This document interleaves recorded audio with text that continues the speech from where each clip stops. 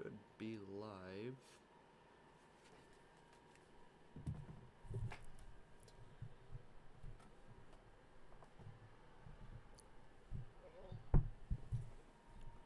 We're a little late on the draw, same as last time, just sorting a few things out. So this one, Ole Miss, I believe, has already punted the football, but Georgia has now taken over, so we'll take the thumbnail off of there. It is currently 2nd and 3 for the Dogs, just under 12 minutes to go in the first quarter. Here's Gunner Stockton pulling it down and rumbling for a first down. He's already completed 2 passes for 23 yards. If you're just joining us, my name's Weston. I run the Kovark Sports Channel here, and I'm being joined right now with Brady. His channel linked down in the description. He's an Oklahoma fan. I'm a Nebraska fan. Just doing a neutral broadcast for this All-State Sugar Bowl between Georgia and Ole Miss. Indiana just recently was able to reverse the trend of 6 straight losses by the team with a bye. So we'll see if Georgia's able to continue that trend. Deep shot, incomplete. So the first big deep shot we've seen today. But yes, for the first time in the history of the 12-team college football playoff, we saw a team coming off a bye get a victory after last year all 4 teams with a bye lost, and then of course earlier today Texas Tech lost. Ohio State got upset by Miami last night. Indiana, though, with a thumping of Alabama. Georgia hoping that's good juju for them. Here's a swing pass. That will go out to Branch. Maybe got a little bit of yardage there.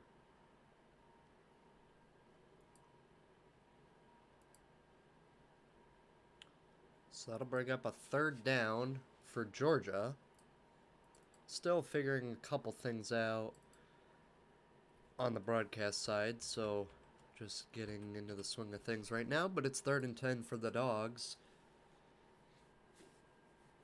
No commercial breaks yet this game. That's typically around when we'll update the time. Still in the first quarter. Here's Gunner Stockton rolling to his right, and he'll launch it downfield, and it's overshot. Receivers looking for a flag, but if anything, it was probably offensive pass interference. He did push But off. Yep. yeah, but the ball goes way over both of them, so fine, no call there. Uncatchable.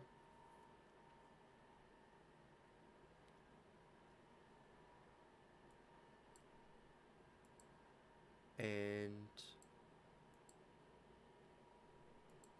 with that, the Dogs will punt it away.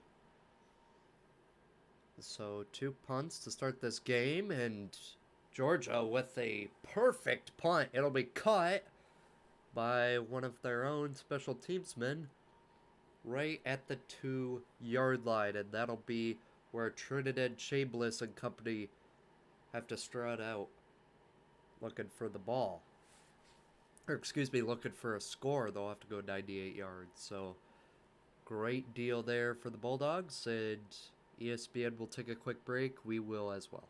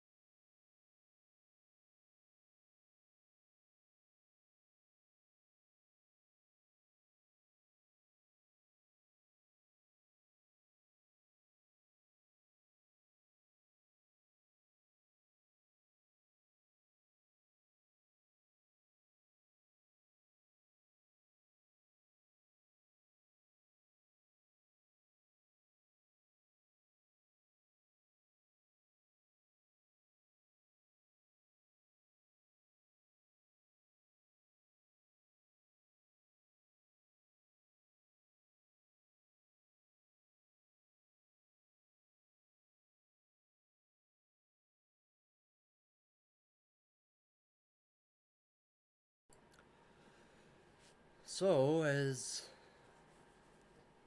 the Ole Miss offense trots back onto the fields, we reopen our commentary. Again, still sorting out a couple things. Rush start a little bit here, but we are back, and Trinidad Chambliss and company is onto the field for the second time today. Had 12 yards on that first drive. Chambliss was 2 for 4, 7 yards. Changing the play here, low on the play clock. Down to 3. Chambliss was talking to his men. Now he'll hand it off. And here's Lacey stumbling for 8 yards, and that'll get him just past the 10-yard line based on the spot. Looked like an inside run, but he found a little gap on the outside, was able to bounce it out really well. Georgia didn't hold the edge there well enough, and gain of 8. Broadcast says it's 2nd and 1. That is a second and a very long one. But regardless, short distance to go. They'll hand it off to Lacey again, and he busts to the left side. Excuse me. A stiff arm, and he gets to the 25. Once again, Georgia not holding the edge, and Lacey makes them pay. Bit of a counter run there. I was a little surprised. He bounced back outside. Looked like he was going to get bottled up in the backfield, and then actually had 2 stiff arms on that play. Switched on a dime and found himself a big first down. Puts the team ahead of Georgia in total yards, 37-29 advantage. Here's Chambliss. He's going to drop back deep, about 10 yards behind the line of scrimmage. He'll dump it off. And Almost looked like a little delayed blitz from Georgia, and almost maybe looked like a sort of a screen, but Georgia was there. looked like Chambliss wanted a deep ball. Instead, has to dump it off to Wallace for 3. It'll be about 2nd and 7.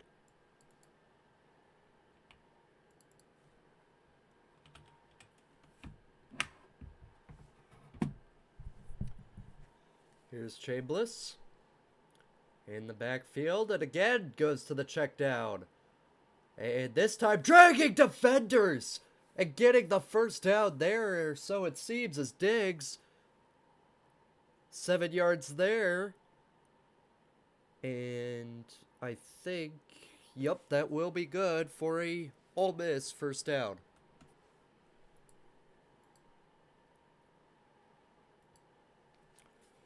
So just about 8 minutes to go here in this first quarter. A 0-0 ball game. Chambliss fakes a handoff. Will swing it to the outside. And staying on his feet for a little bit is Wallace. And he'll make it a 2nd and short.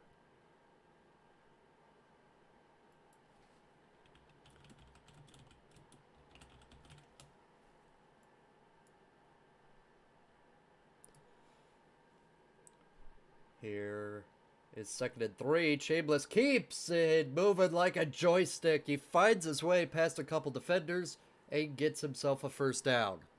Nice patient running there, let his blocks develop. Found a way out to the outside for a solid gain. Trinidad Chambliss has 24 yards through the air so far. He's been efficient at 5 for 7, and now his running gets them close to midfield. The transfer out of the Division II ranks. He'll put his back out wide. He goes single, and now will chuck across his body, and it's caught. And another first down for Wallace. His 3rd catch of the ball game, and the Rebs are on the move. Maybe a little designed rollout here, but there was absolutely nobody out there. He could have ran as well. Just need to do a better job of keeping him in the pocket. Chambliss is not a guy you want running all over your team. He can move and show it a little bit of that on that play. Here's Chambliss again, and this time it's knocked down. They tried to stick with the air game, and he goes for a check down again. This time, the big defensive line breaks that one down. Just trying to pull up a roster here. Meant to do that earlier, but again, a little bit rushed. Sorry about that coming out of the air. Still figuring a couple things out, but now it's 2nd and 10. We'll go ahead and get that updated.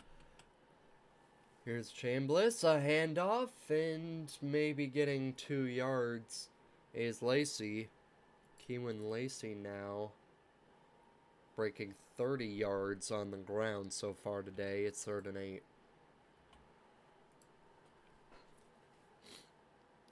We'll try to update the scoreboard with the down and the time as much as we can. As we've got a bot in the chat, I'll go ahead and get rid of that. Had that problem a lot last week as we covered Miami and Texas A&M. Here's Chambliss. He'll sail it high. That one could have been dangerous. Was a high throw and ultimately knocked away. And it'll be 4th and 8 now. Georgia, after allowing a good drive, ultimately forces a stall. And now decision time for the Rebels. It looks like they'll kick a field goal.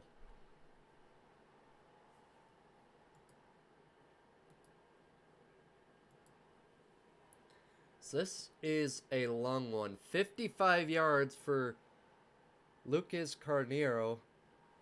His longest 54. This would be a career record. And it's on the way, and it is good. We have points in the Sugar Bowl. Ole Miss finds themselves on the board. Wow, he absolutely drilled that one. Would have been good from 60. It wasn't right down the middle, but it was confidently in. And Ole Miss takes an early advantage. At a game that was a shootout the start of earlier this year, is so far seen quite a bit of defense, but Ole Miss ultimately draws first blood. And ESPN will go to a break. When we come back, it'll be Georgia receiving the kickoff.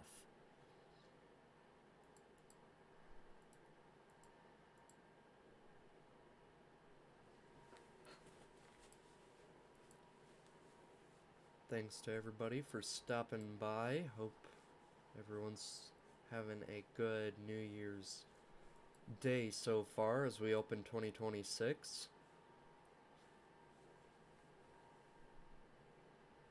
So far today, not seeing a whole lot of close football games. It's been rather not very exciting football as the Texas Tech Red Raiders were shut out for only the 2nd time in the last quarter century in a 23-0 beatdown against Oregon, and then Indiana took it up a notch. Fernando Mendoza, the Heisman winner, had himself a day. His brother, another Indiana quarterback, got back into the game, and ultimately they carried the Hoosiers to a 38-3 victory. Again, if you're just joining us, I run this channel, Kovark Sports. I'm personally a Nebraska fan. I'm joined by Brady, an Oklahoma fan. His channel in the description. And a Very active channel. that is sarcasm. But just a neutral broadcast here. We enjoy watching these games. And for those, maybe you're in the car, can't pull up the game, just need to listen to it. Hopefully it can offer some of that to you. We had quite the audience for our last game, Miami and Texas A&M. That was our most successful game we've had yet. Total of about 20,000 viewers. Had towards the end of the game about 170 in the chat, so it was a fun ball game all around. And of course Miami pulled out that one 10-3, and then is currently positioned to play in the Fiesta Bowl next week against the winner of this game, Ole Miss and Georgia, after a takedown of the number 2 Ohio State Buckeyes.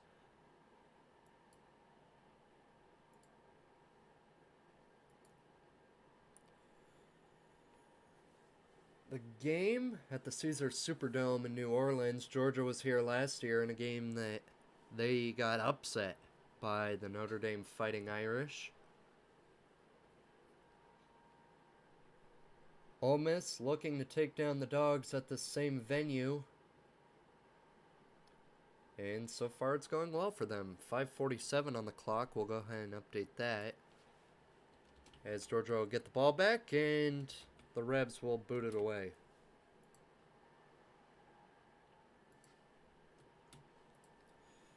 That one will go out of the back of the end zone for a touchback. So here comes Gunner Stockton. 3 for 5 so far in the day. 23 yards. He's also pulled it down for a 6-yard carry.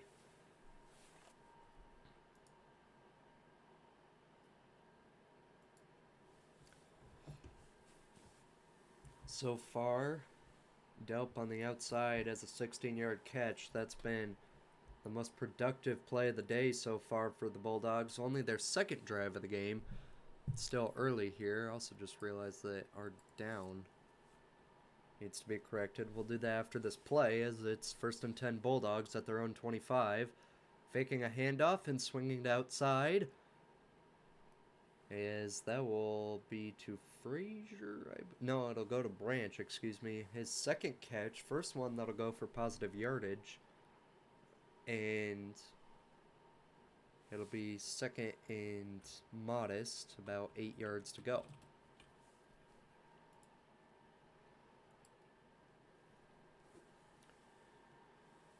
So the Bulldogs, as we hit around the 5-minute mark in this first quarter, looking to answer to Ole Miss their 3 points. Here's a handoff and going up the gut. That was, I believe, can't get a name or number there.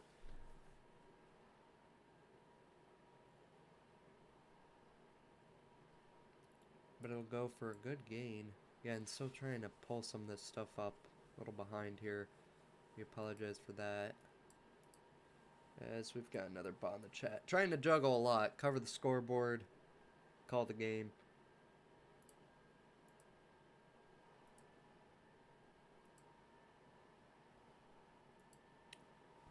Alas, here... there, I missed it. I was taking care of the bot. I don't know what happened there. Looks like we're getting a replay. Sorry about that. And it looked like, yep, that one was knocked down. So it went for no gain. As Gunner Stockton had his pass deflected at the line. And ultimately, Georgia will have to boot it away.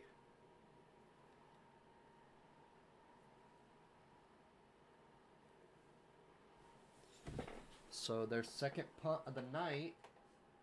Their last one was as beautiful as they come, going all the way down to the 2-yard line. This one will be another excellent kick. Worst field position through that drive, but will still ultimately pin the Rebels back behind the 20 as ESPN will take a break and we will as well.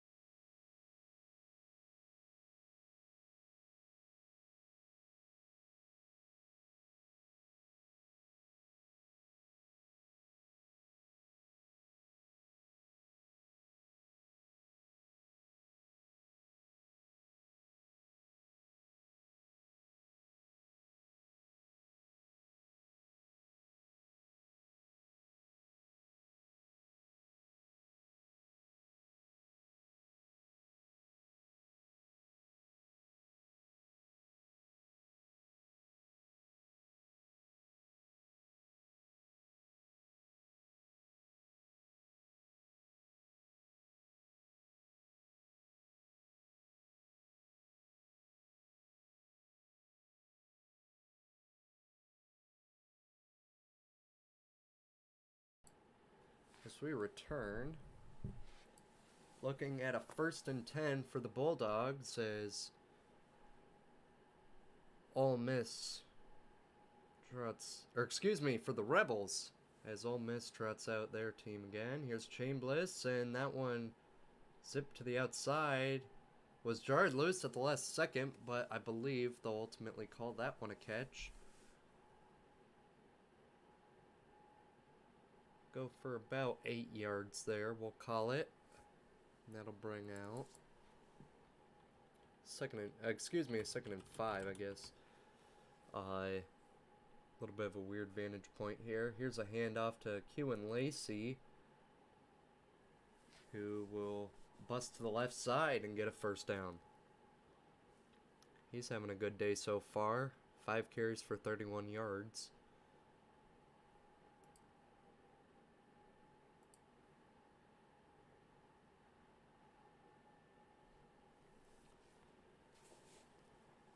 Chambliss on 1st and 10. He's going to throw it deep. One of their biggest shots of the game so far, and that one's hauled in by Wallace. Harrison Wallace, his 4th catch of the game, his longest by far. That was a really good catch there. Went up and high pointed the ball. Overthrew him just a little bit, but went up and got it. Held on through contact. Really good catch. Ole Miss will hurry to the line. 1st and 10, and a handoff to Lacey. And he'll get about half of it, so it'll be a 2nd and 5. Ole Miss moving the ball better than Georgia so far in this ball game.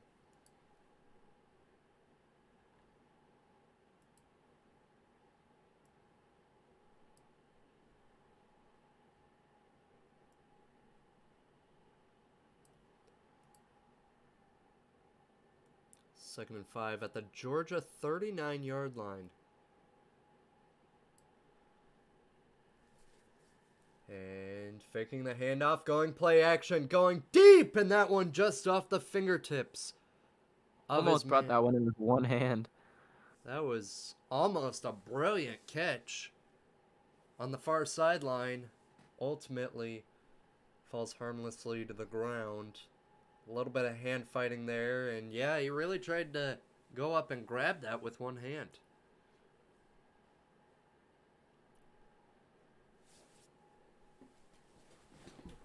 This will bring up a 3rd and 5 for the Rebs. Pete Golding's team already in field goal range, and now looks like they're going to have to call timeout as the play clock was running low.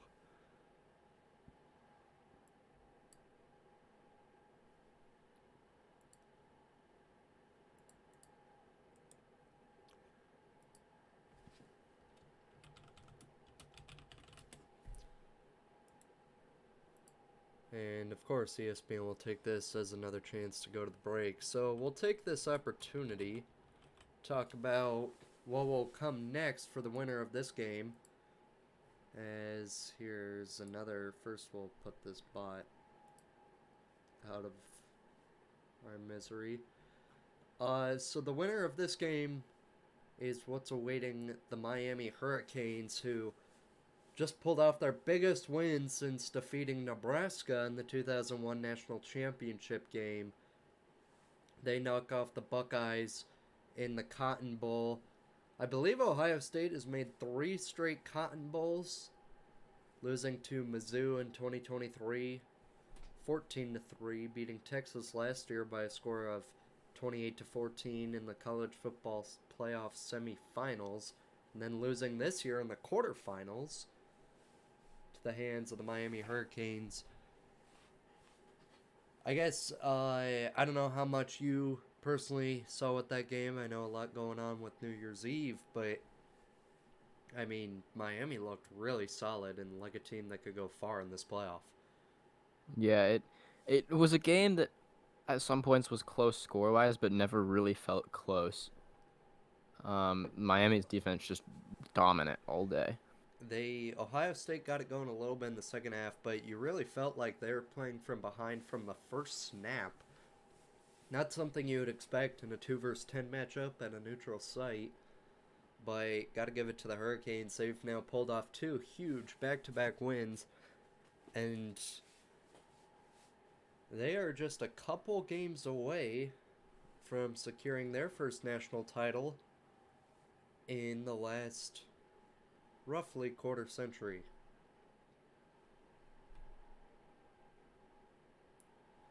I find it interesting, not to pose any potential rooting interest, but I will say that with the Miami and Indiana and Oregon already punching tickets to the semifinals. With an Ole Miss win here, we could have a Final Four between teams that have all not won a championship in at least 2 decades, if ever. So some fresh faces at the top of college football, barring a Georgia win here, who has won 2 recent national championships, and that one batted away on 3rd down. So Ole Miss takes a timeout and ultimately gets stopped anyway.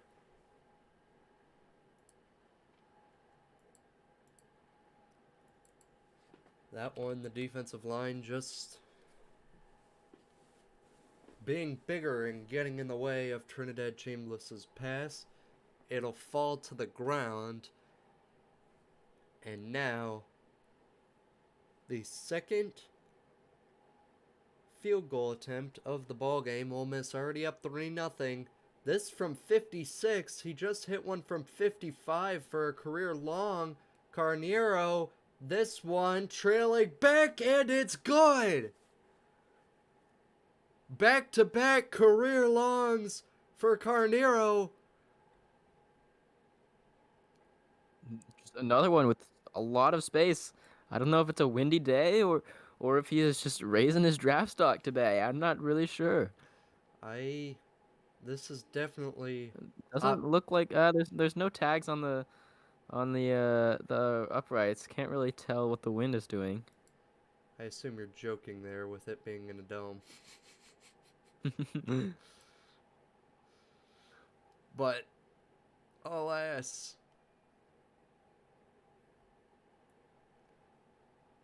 you'd think maybe if all the Georgia fans, I believe they're cutting this stadium down the middle, not at the 50, but at the end zones for seating. Maybe if they're all manifesting it to go one way, that could create a little bit of wind. I will say, I always find it, I don't know, I feel like it'd be fun if there are always just the little wind socks in every stadium. But even if it's indoors, but I guess you do what you can do. Not necessarily needed, but, and how about that? We're going to get more football even after the change of possession. ESPN not going to commercial break, so it'll be 1st and 10 for the Bulldogs.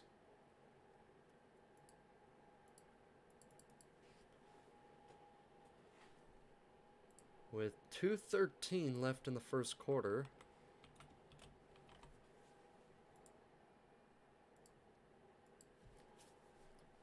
Gunnar Stockton under center, and he'll hand it off. There's Nate Frazier.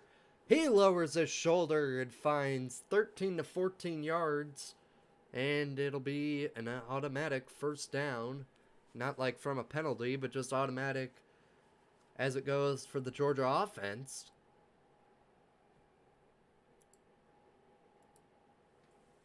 And his biggest play of the day, his first carry went for 7.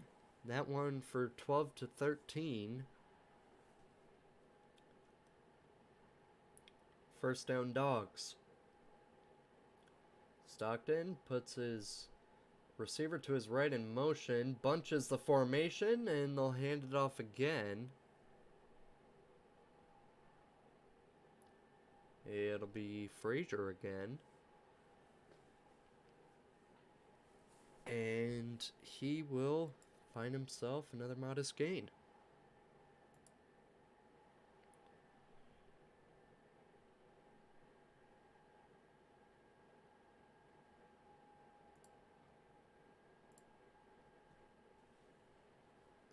Second and 4 now for the Bulldogs. And Gunnar Stockton rolling to his right, looking downfield, and will sidearm that one. Was that brought in? I think it was. What an effort on the near sideline to get a first down for Georgia. I mean, lofting that one. It was thrown.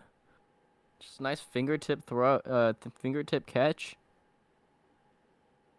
Completes the process, and yeah, that's a great catch. Georgia, maybe their best offensive drive of the day coming to fruition. Colby Young helps them there, and now another handoff, and once again, it provides success. That'll end the first quarter, but if you're a Bulldog, gotta be happy with the sign of life shown there. As we'll go to the second quarter, a 6-0 ball game, but Georgia with momentum.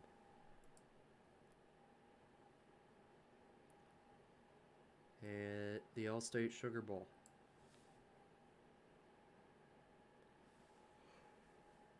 Thanks to everybody for checking in. Again, sorry for a little bit of a rough start to the stream, just getting our bearings set.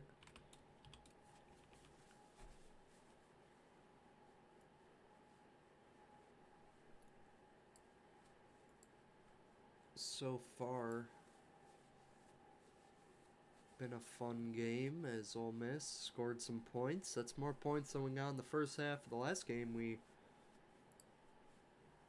did this for, as Miami win. Miami win to the half 0-0 against A&M.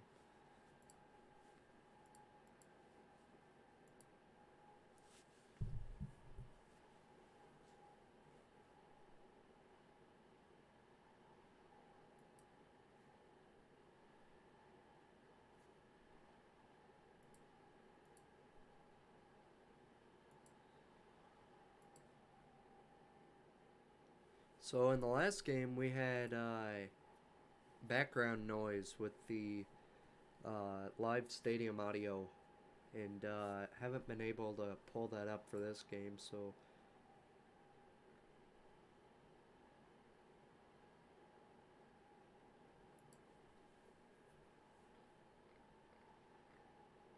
trying to see if there's anything can do to get that up, kind of help fill the silence, make it sound as best we can.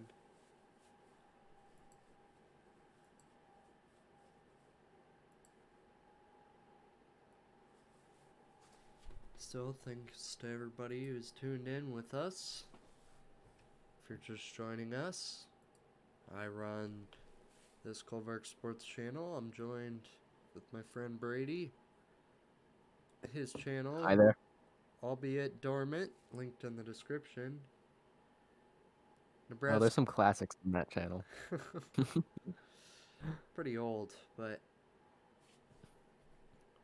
Nebraska and Oklahoma fans, so no rooting interest here.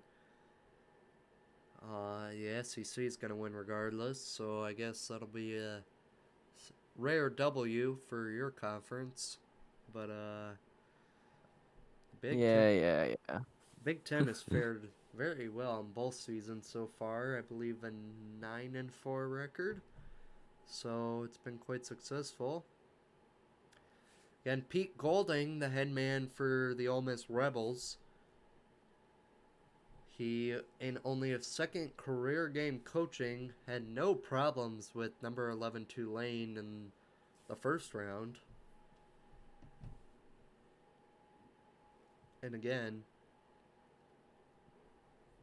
coming off to a fiery start here. Lane Kiffin, of course, taking the LSU job. Obviously, a ton of controversy with that, but here the Rebels are. But here the Bulldogs are. There's a run by Nate Frazier up the gut. They've been feeding it to him on this drive, and they've been rewarded soundly for it. Another first down. Yeah, big burst of speed there to get through that gap. Exactly what you want to see. Clock ticking here in the second quarter as Ole Miss and company trying to see if the defense can bow up and keep this goose egg on the scoreboard for Georgia. Here's another handoff. Nate Frazier refusing to go down, looking like Tommy Frazier of the 90s. Another Georgia first down. His hair on fire. His 5th carry of the day. And might as well keep handing it off to him, averaging almost 10 yards per carry.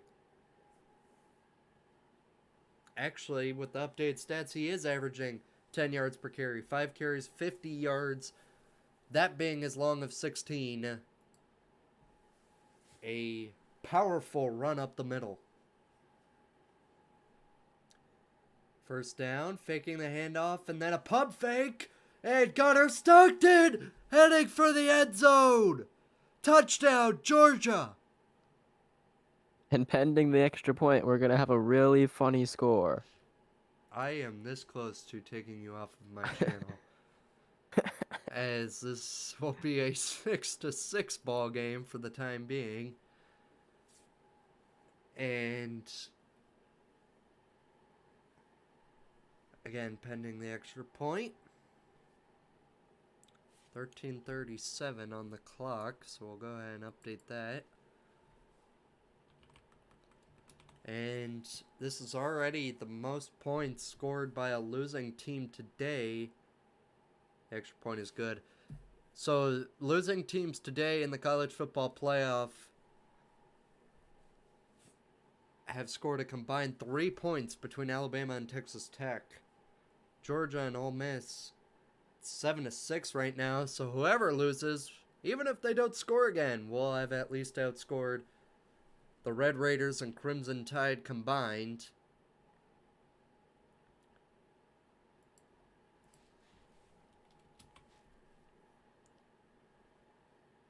And when we come back, it'll be Ole Miss with the football.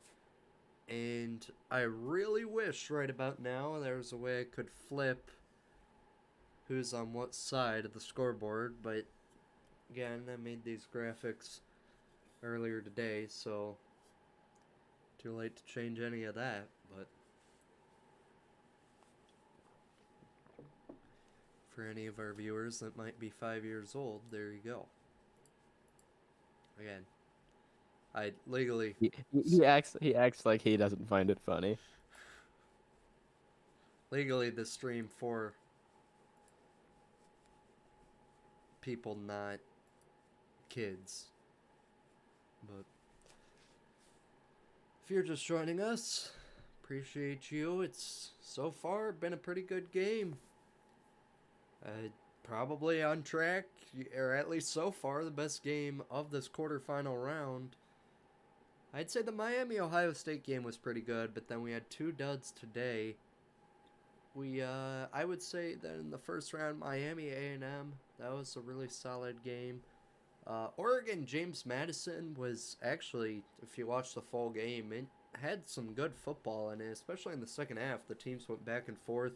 JMU figured things out and was able to stay on pace with the Ducks. And then, of course, Alabama, Oklahoma. I know not great for your team, but that was a pretty solid game. Ole Miss handled Tulane. And now we see Georgia playing those Rebels in the tight ball game so far. Miami, if it weren't for a late garbage time score, would have been a 1-score game against Ohio State. You know, it's been the semifinals the past few years that have been most entertaining. Last year, Ohio State, Texas, a great finish with the Buckeyes not just making a goal line stand, but scooping up a touchdown right through the heart of the South at Jerry World. And then Penn State and Notre Dame went down to the last second. The walk-off field goal for the Irish. Year before that, had some great games as Michigan took down Alabama. And then Washington survived a scare from Texas and a late comeback push from Quinn Ewers. And then, of course, the year before that, Ohio State lost at the bell with a missed field goal against these same Bulldogs, and TCU, the Horned Frogs, pulled off a big win against Michigan. So, setting up a great semifinal round. I have no doubt we'll have that again this year with Carson Beck either taking on Ole Miss or his former team Georgia, and then Indiana, Oregon on the other side of the bracket. So if you're a Ole Miss, you've found success so far this game. What do you think? Like, they've only gotten field goals. What do you think's been their biggest problem you've seen so far? The difference between getting 3 points and 7 points. I think it's just staying ahead of the sticks. I think they've had a couple plays not go their way down in Georgia territory. So I think just being able to stay on schedule here, not taking negative plays. Well, they do that on play number 1 of the drive. That one pass outside from Trinidad Chambliss. Both of these quarterbacks have been solid so far today. On the ground, they've had some success, especially Gunnar Stockton, averaging 9 yards per carry and a score. Here's a handoff. Lacey is going to get stood up. It'll be a 3rd and short. Call it about 2.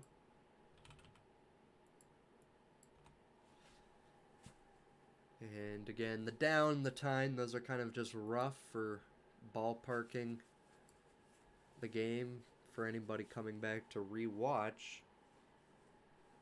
Updating those when we can. Here's Q, and Lacey bounces off his own lineman, redirects upfield, and goes up the middle for a Rebel first down.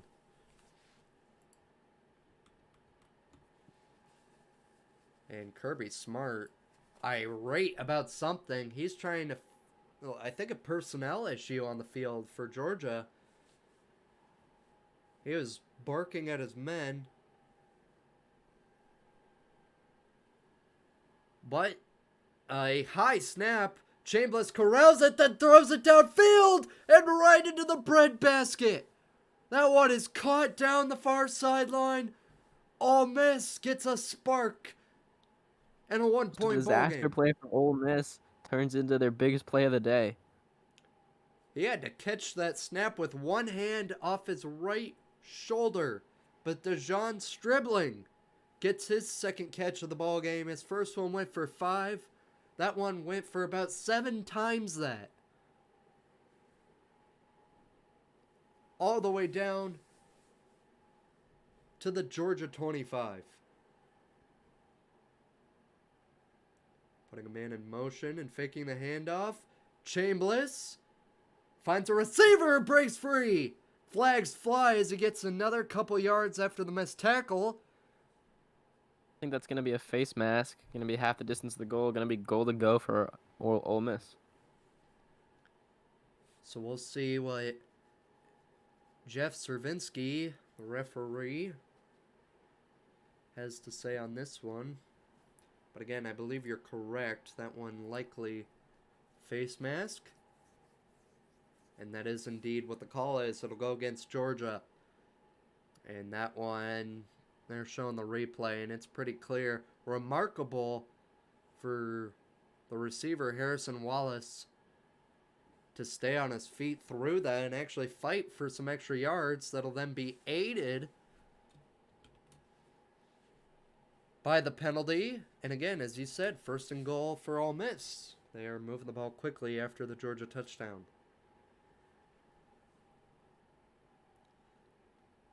Pre-snap motion, as they love to do, for Pete Golding's team. Chambliss, direct snap to himself, but then he calls his own name. Designed Wildcat, I guess, would have been a better way to put that.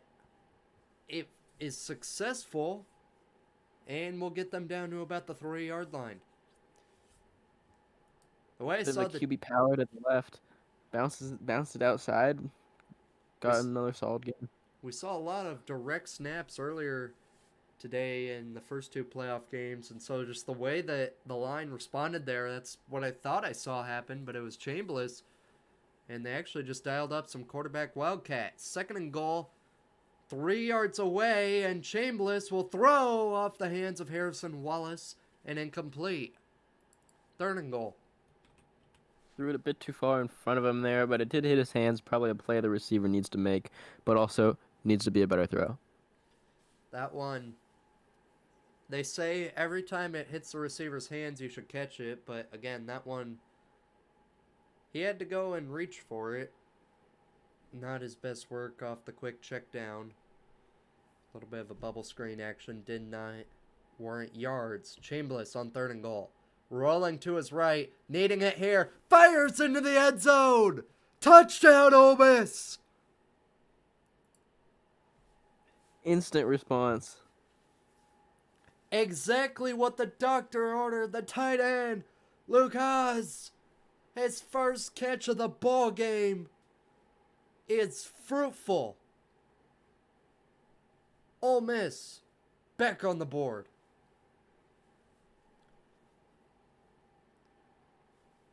Haven't seen what they're doing. I'd have to imagine there's a little bit of a desire to go for 2, and that is exactly what they'll do. So it's 12-7 now, a 5-point ball game. And if you root for Scorigami, this is what you want to see, a potential to have a 12 on the board. Here's Chambliss. And he's going to step up, and he'll be sacked. So the 2-point conversion attempt will not come to fruition. But still, Ole Miss retakes the lead 12-7. Pretty early to be chasing points there, but I don't hate the call. Obviously, it didn't work out for him, but I don't hate going for 2 there. I don't either. I think you got to be aggressive, especially as an underdog in this football game. Man, again, as someone that loves to see some of those weird scores, I mean, why not? 12-7. Guarantee you that's the first time we've ever done a game like this with that score.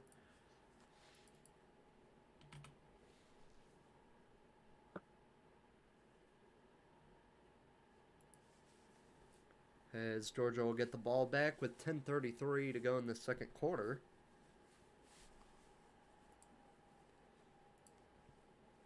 Had a good amount of viewers in here. If you're just joining us, appreciate you coming in. I run this channel, Kovark Sports. I'm a Nebraska fan, no dog in this fight. Same with my friend Brady here. His channel linked in the description, Oklahoma fan. Just watching some good football, and this one's shaping up to be potentially the best game of this quarterfinal round. Ole Miss will boot it away after their first touchdown of the game. 2 field goals early and then a failed 2-point conversion. Nets them 12 points. A little bit of pushing and shoving after the kickoff that goes harmlessly through the back of the end zone, and Ole Miss will pump up their crowd for this 1st and 10.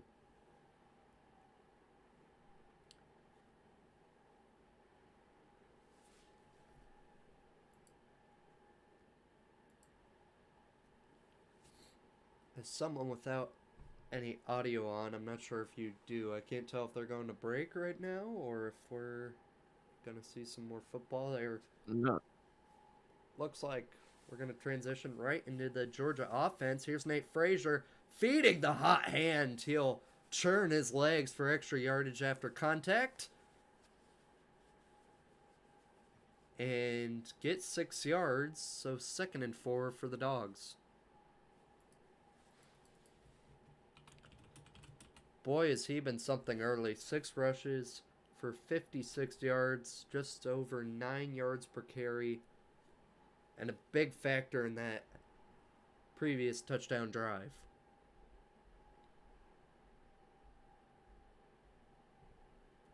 Here's a handoff, and this time, Ole Miss snuffs it. That one to Frazier again, and perhaps got too repetitive. Rib strike there, and it'll be 3rd and manageable, but definitely not what you wanted if you're a Bulldog fan. 3rd and 5.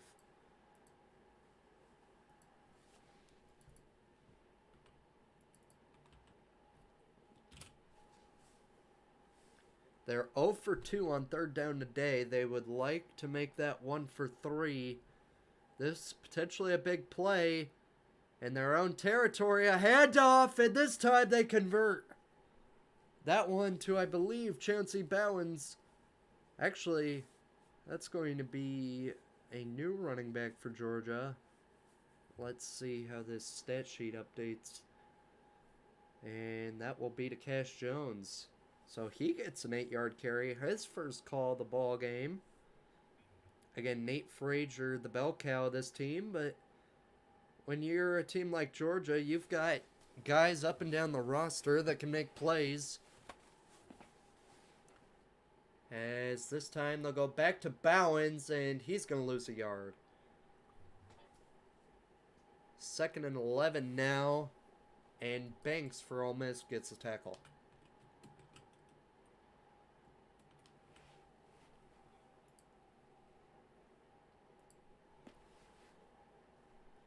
Heading towards the 8-minute mark in this second quarter.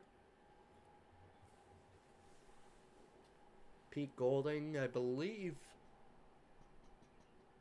he was the defensive coordinator this season, so this is his game right here. He's been doing well so far, handling head coaching duties as well. As this time, the pressure gets to him. I don't know if that'll be called a sack or what. Might be a loss, just a loss of yards on a carry, but either way, Gunnar Stockton taken down in the backfield. It'll be 3rd and a mile.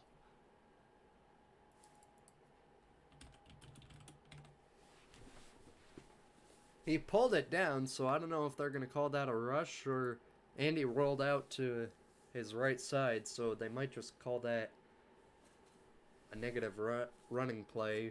Either way, they don't care about the stats. It's 3rd and forever. Now they throw a check down. Breaking 2 tackles is Zachariah Branch.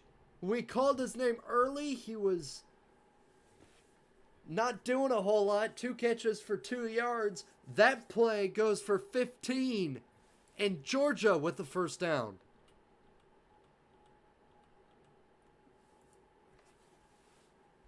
How about that? All the way to the 50. Mike Markham just passed it. Branch threw off a tackler and then dodged another one. Right at midfield. 3 catches now for 18 yards. They'll go back to Frazier, and once again, he gets nothing. So how about that? Ole Miss is starting to stop the run, but then they give up a big play throwing the football there.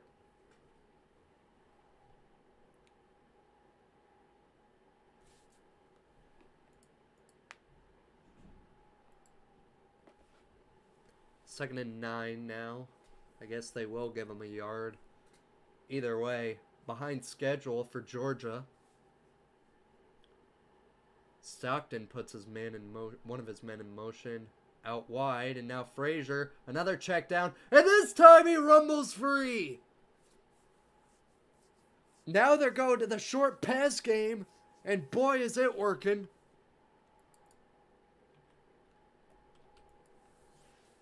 How about this ability for Georgia to recognize, man, the run's not working. Let's start throwing these short routes.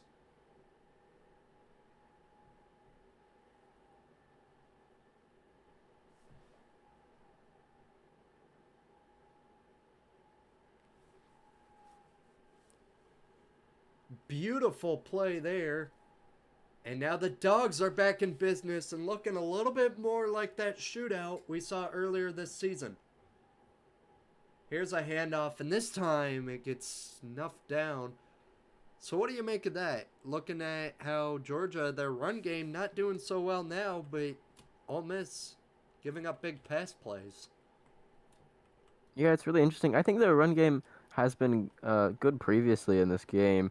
Maybe slowing down a bit on this drive, but if you're able to pass the ball, you have to get them to respect it again, and it'll open the run back up. So it really just goes back and forth. Josh McCray, he's had some big plays for the Bulldogs this season. He loses 2 on his first carry of the game. heading towards halftime. Now Stockton to the end zone and off the fingertips of his receiver. Borderline double coverage with the second defender coming over. Kind of a risky throw for Stockton. Ultimately falls harmlessly to the ground, and it looked like the defender got his hands on it before the wide receiver did.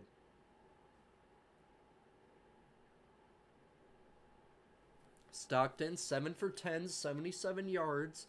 They've now converted 2 straight third downs. The last one from 13 yards out. This one from 12. Stockton, under duress, rolling to his left, directing traffic, and then dumps it off. This time to McCray. Touchdown, Georgia! No, I think he's just short. Oh, they marked him short. And excuse me, that was Cash Jones, not McCray. I saw the 2. That was 32, excuse me. Cash Jones gets his first catch of the game, though. And again, they go to the short routes. And now they'll hurry to the line. Gunnar Stockton has his second rushing touchdown. QB Like sneak. they caught Ole Miss a little flat-footed there on that hurry-up sneak. QB sneak, tush push, whatever you want to call it. Gunnar Stockton guns his way into the end zone. And now do you see Georgia potentially trying to go for 2, make it a 3-point game? I don't think so. Well, it looks like Gunnar And it doesn't look like he will. Stockton's still out there. Oh, that's right, he's a holder. My bad. I forgot about that. Georgia sometimes. I feel like they've had quite a few quarterbacks recently that have also been the holder, but the broadcast showed him, and I thought that meant they were going for 2. No, he was holding down the extra point. It is good, so Georgia takes a 14-12 lead. And I also put the wrong graphic up there. I actually think I have 2 Georgia field goal graphics, so I'm going to adjust that real quick. That appears to be a small mistake on my part.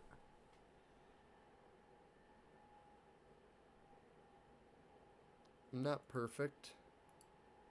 So here, we'll show you a couple Georgia touchdown graphics now. I had it made, I just signed it to the wrong item there. But 2 touchdowns so far today for Georgia. 2 field goals, a touchdown, and a botched 2-point conversion for Ole Miss. It's 14-12.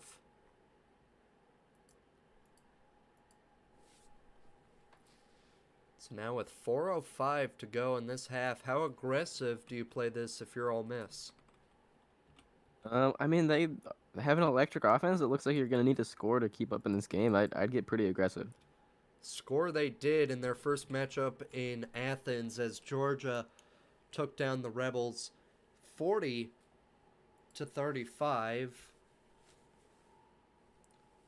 That one was an instant classic game that Ole Miss really should have won, it felt like, till the very end of the game where Georgia finally stepped on their throat. This one so far has been a little bit more back and forth, and is definitely shaping up to be our best game of the day as these 2 SEC teams battle it out. Of course, Ole Miss 12-1, their only loss to this Georgia team. Georgia 12-1, their only loss to Alabama, a squad that they played again in the SEC championship and drummed in a revenge tour.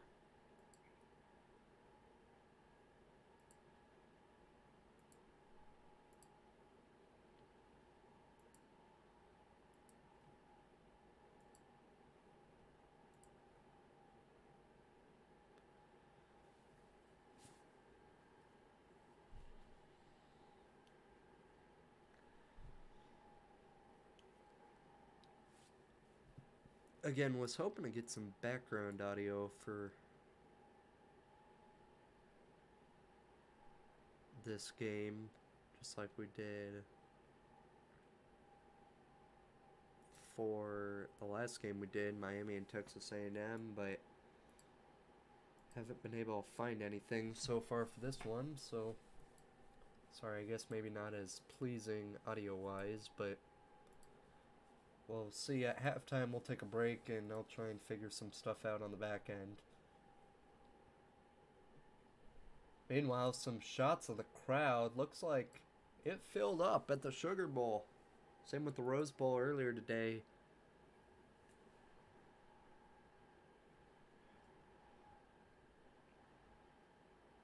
So, I mean, really, this is perfect football. Back and forth game between two high-quality teams at a filled-up neutral site. Looks to be about a 50-50 crowd. Can't ask for much more than this to open your 2026.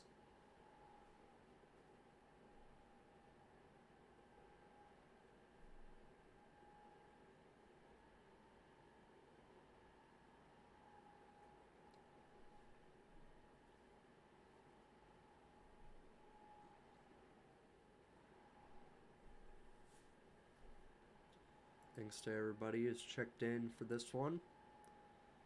Again, Georgia 14, Ole Miss 12. As the Rebels are about to get the ball back.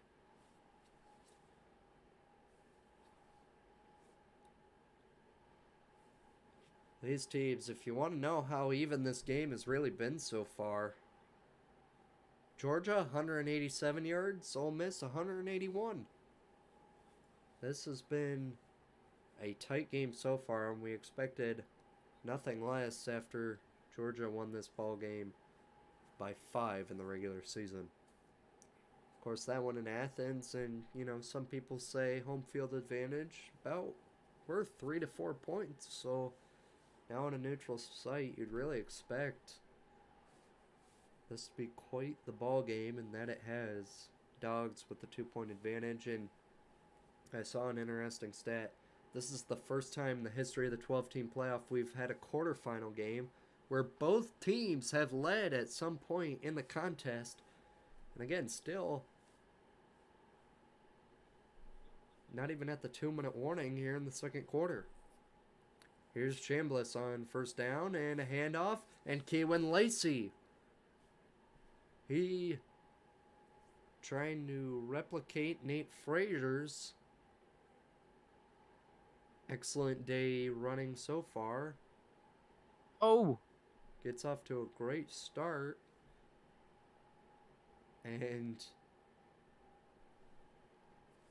2nd and 4 now. Lacey bouncing to the left side. And he'll muscle his way for a first down.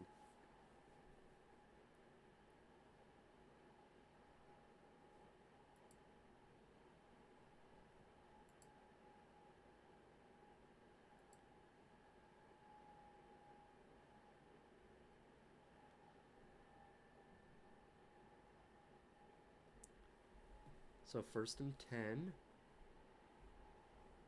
with just north of 3 minutes on the clock. Chambliss, and he'll bullet that one in to Deuce Alexander. He'll get 6 yards, his first catch of the game. And 2nd and 4.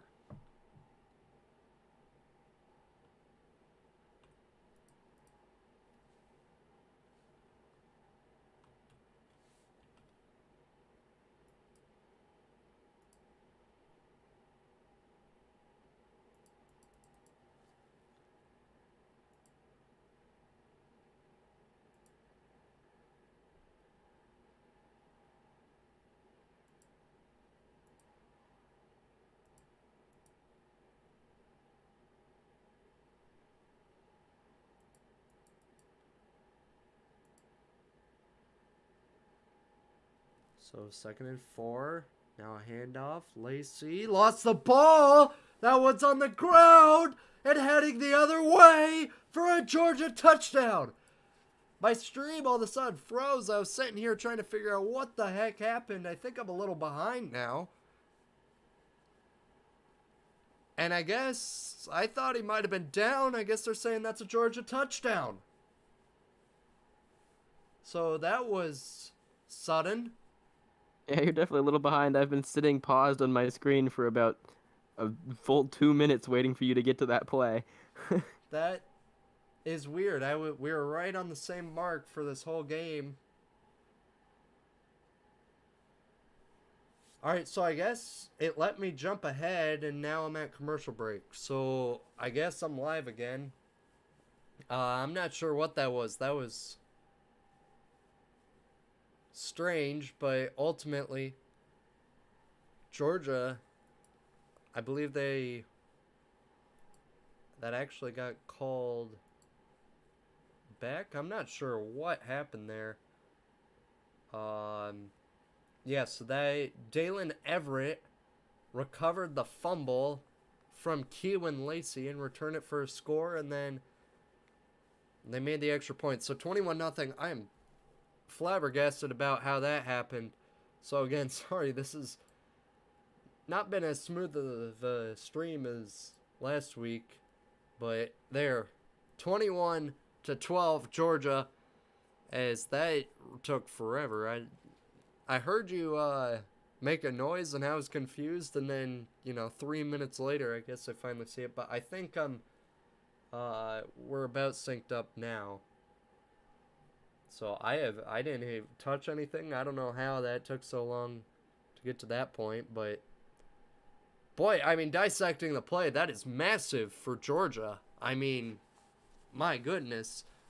They're now up by 2 scores, and those are the kinds of plays that'll completely change this game. So, technical difficulty there, but regardless, no difficulty for the Dogs as they take a 9-point advantage. Ole Miss will, of course, get the ball back. But, we were just talking about how aggressive do you play this for Ole Miss? They're handing it off. They're giving it to Keelan Lacey. Didn't seem too serious, right? They were just playing their normal offense. They weren't doing anything special going into halftime. And now, I feel like you really got to score because they got the ball first in the first quarter, so Georgia will get it at the start of the second half.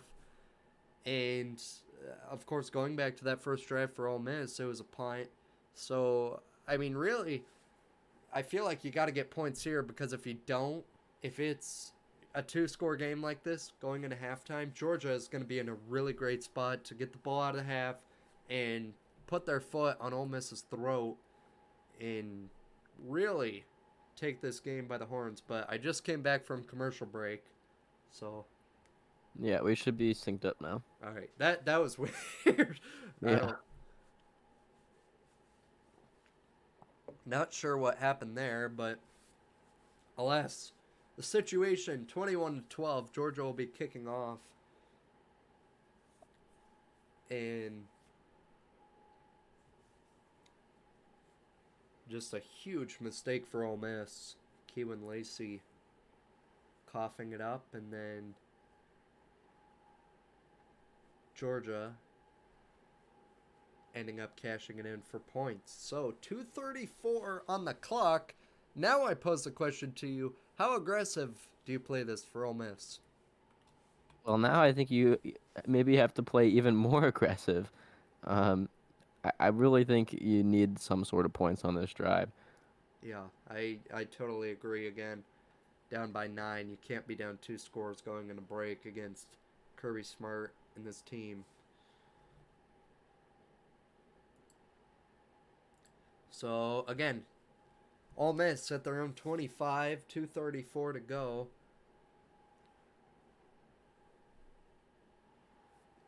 Dalen Everett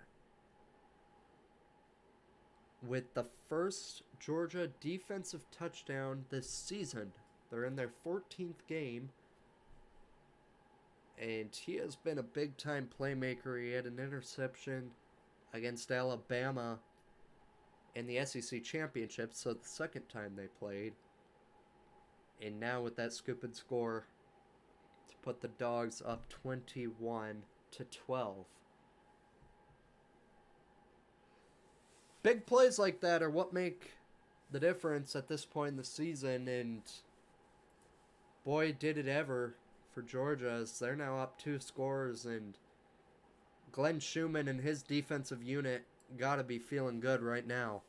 Still, Ole Miss with the ball and a chance to rein this one back in.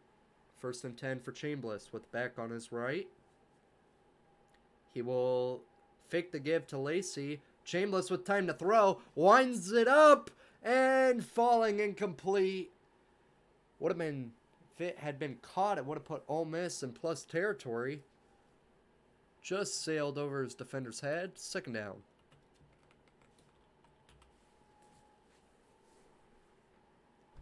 Looking for Kane Lee, who already had 2 catches in this ball game. 2:28 on the clock. 2nd and 10.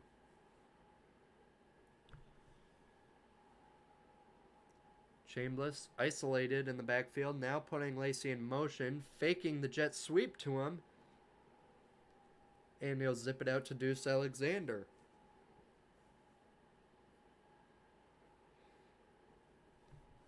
We'll see. They don't have to snap this before the 2-minute warning.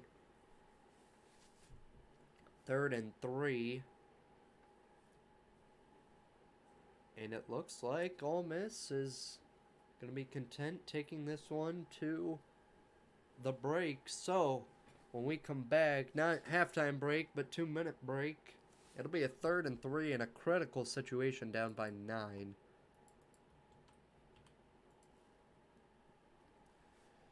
So if you're just joining us, appreciate you tuning in. Have a little bit of a crowd in here. I run this channel called Vark Sports. Sometimes hop on here for some live commentaries of some games here and there, especially when we get to the big time here at the end of the season. College football playoff quarterfinals, the last one. Here joined by Brady, his channel in the description. Oklahoma fan here. I'm a Nebraska fan, so no partisanship tonight.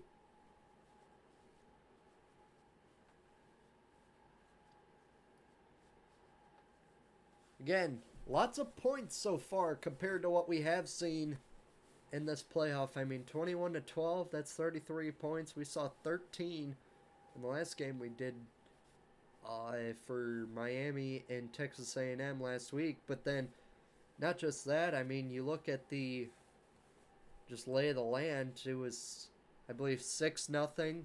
That was the advantage for Oregon over Texas Tech at halftime. And then you had Indiana with a 17-0 lead on Alabama at halftime. But again, nothing like this where both teams have went back and forth. The first, again, this is the 8th quarterfinal game we've ever seen in the college football playoff era. And this is the first one to have ever seen both teams hold a lead.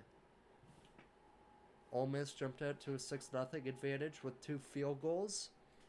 Georgia would respond with a touchdown, and then Ole Miss trotted right back down the field to reclaim their lead. They went for 2 and did not get it. Georgia then had a response of their own to take a 14-12 advantage, and then the Dogs would punctuate this first half with a defensive score. Fumble by Keywood Lacey gets turned into points on the other end. So now 3rd and 3 as they come back from break.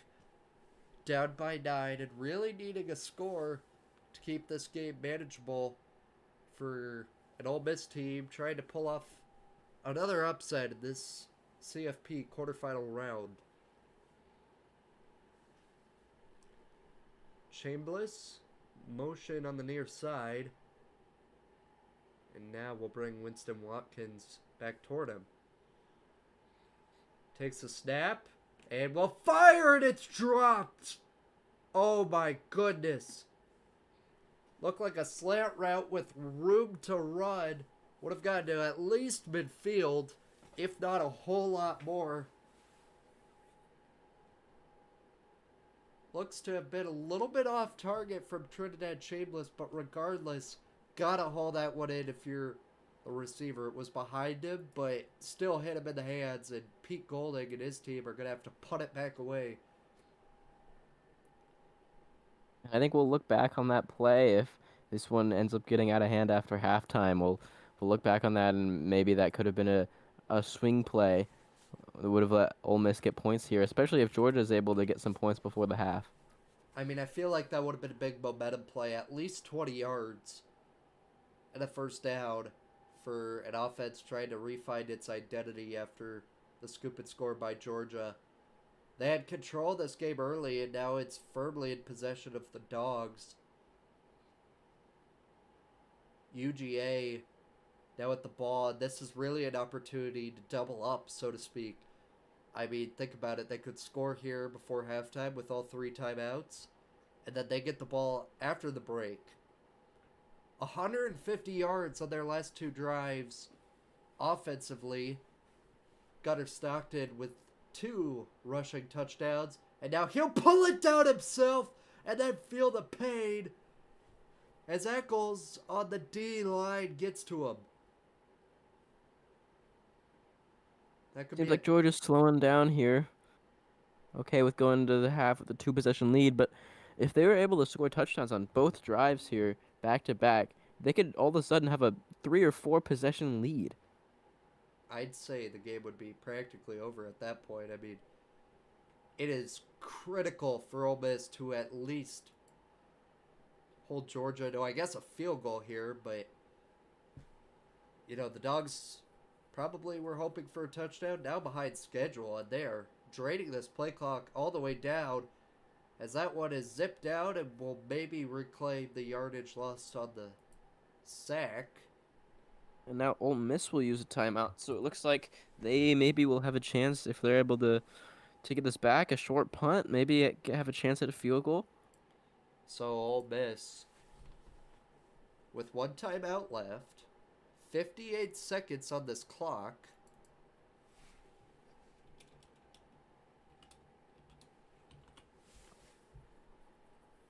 Third and 10 for Georgia.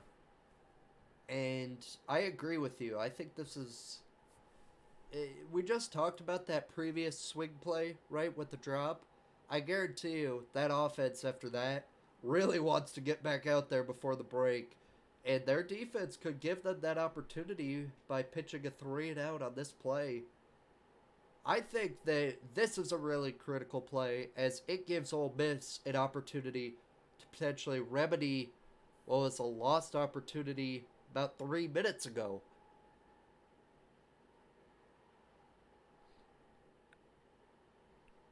But it all relies on their defense here.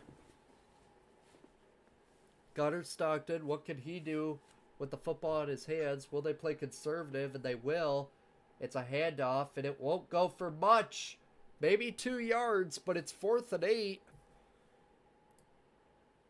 So this is a really big punt here. We're gonna see how far back Ole Miss is able to get pinned here. 52 seconds left, no timeouts. If it's short, you maybe even have a chance for a touchdown still. Georgia has had quality special teams so far this game. They've punted it twice, and they got the job done early. The first punt went all the way to... Their punter is probably going to, if any punter gets drafted, it's probably going to be him.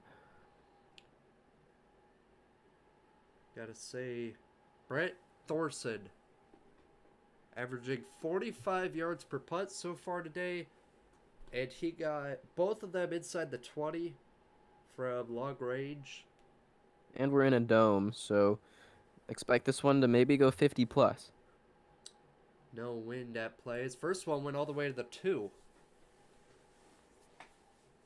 So 4th, they'll call it 7. For Thorson. Looks like Ole Miss is coming after it. We'll see if they back off. Now they're adjusting. So Georgia calling out punt coverages.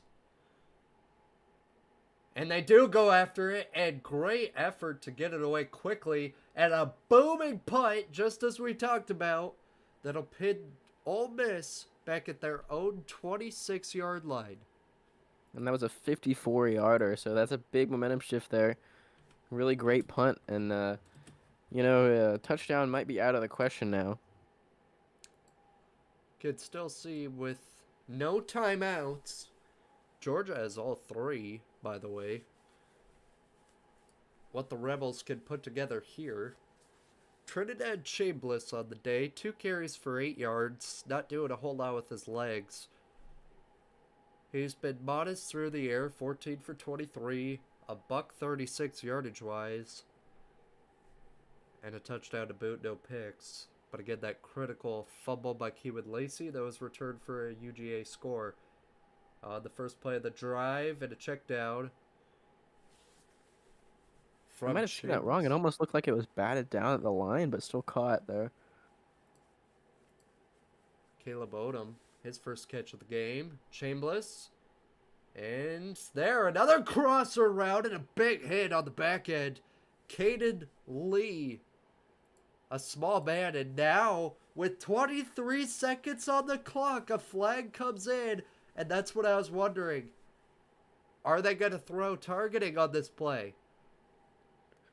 Well, it's better right now at the end of the half than at the beginning of the next one. If Georgia goes on to win this game, he would be able to come back for their semifinal. But it looks like it's the led with a shoulder, but it depends on if they're deeming him a defenseless player or not, because then it would be any contact to the head or neck area, which there definitely is. He hit him hard in the head, but it was with his shoulder, so it really, again, comes down to whether he's defenseless. Targeting is the call. Of course, it automatically goes to booth review, so if you're a Georgia fan, you can hold on, and we'll let you know what they end up calling here. With 25 Matt Austin is saying he thinks that Caden Lee would be defenseless there. Yeah, I agree. He had just pulled down the ball for a catch. Great effort to keep it in his hands, but clearly trauma administered to the head or neck area. A launch from Georgia. And this could be a big, not just for the ejection, but for the 15 yards here. Well, and yeah, they will. The call's upheld, and that will move Ole Miss, I believe, into Georgia territory. So, yeah, they got about 10 yards and a first down off the catch, plus another 15 to boot. And now they've got no timeouts. But you got to imagine here, they could potentially get a field goal. And again, for those keeping track at home, they've already made 2 today. Both of them at the time were career longs for their field goal kickers. So got to have confidence in him. Yeah, from here, they're at the 43, and based on his last 2 kicks, it looks like he could already make from here. It'd be pretty close. I don't know about that. That'd be from 60. I see what you say. They've got the field goal target line there. I think that's wrong on ESPN. Either way, here's Chambliss into a crowd. That one knocked down by Dalen Everett. Already had a fumble recovery today. 8 tackles, and now he knocks that one away. A great defensive performance so far from him. Definitely the leading candidate for defensive player of the game. 19 seconds on the clock.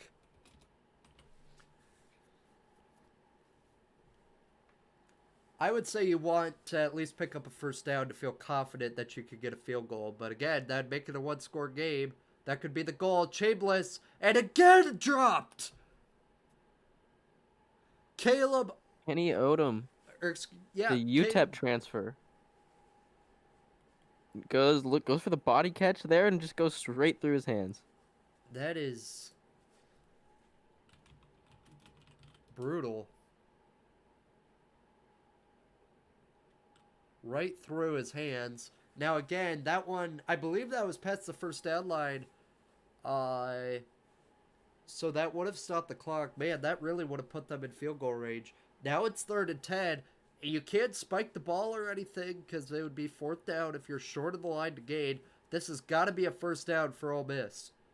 If they want any chance at a field goal, they'll check it down, and he's not going to get to the line. I think he's a yard short. They gotta hurry it up. They can't spike it. And they're charting the field goal unit out. Fire drill field goal, and they they fail the test. And it looked like Chambliss was trying to spike that, maybe didn't have awareness of what down it was there, and it didn't really look like they could have got the field goal team on anyways. But that didn't help. The coaches on the Ole Miss sideline are I just realized I forgot to change the possession arrow. Yes, that was Ole Miss ball, so apologies for that. But just a confusing end to the half there. But the good news for Georgia is the targeting penalty did not amount to points. The bad news is they're going to lose their player for the second half. But again, just looking at it, that ball was thrown towards the sideline. That could have been a He run could out have of just stepped out bounds. of bounds. Yeah, could have got 3 or 4 yards, put him back in range of where he's hit from previously today, and given your kicker a chance. Probably would have been about a 56-yard field goal. Now, again, he came into this game with a 53-yard career log, drilled a 54-yarder for his first kick, and then made a second kick from 55. So he has had 2 career logs so far today. Could have tried it from one more from 56. He's looked like he's had the leg. But again, just pushing for extra yards, not the awareness there you want to see out of your players. Remember that. That could be the difference between a 21-12 halftime score and a 21-15 halftime score.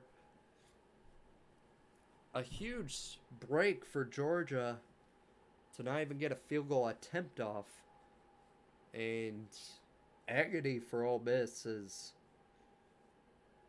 they're going to go into the break down 2 scores with Georgia getting the ball after halftime. So we will take a break. Stick with us. We'll come back after halftime. And what should be a good ending to the game, I think what is really going to be key is the Ole Miss defense can stand tall on this first Georgia drive and can hopefully, for the Rebels, bring up a offensive possession for them to get back in this ball game. But again, Georgia opportunity to go up potentially even 3 scores here with a touchdown. And I guess you need a 2-point conversion then to make it a true 3-score game. But still, Bulldogs are going to have a huge opportunity out of break. We will be back. Stick with us now as Georgia leads Ole Miss 21-12 at the half.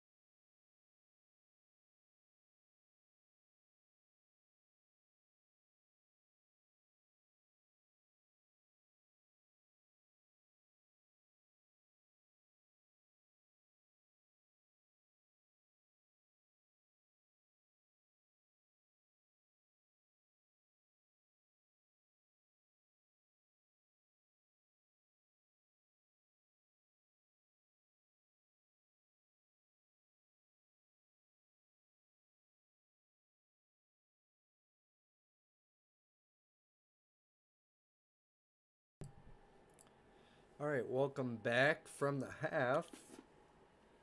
Kickoff just occurred out of the back of the end zone, and Georgia will start our third quarter with the football 75 yards out from the end zone.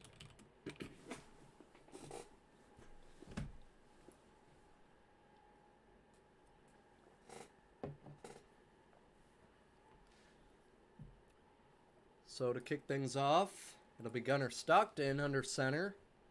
And he's looking for a deeper throw, and it's batted down. Big lineman got his paws up there. Georgia was looking like they wanted to go for it all one play into the second half. And Ole Miss knocks it away.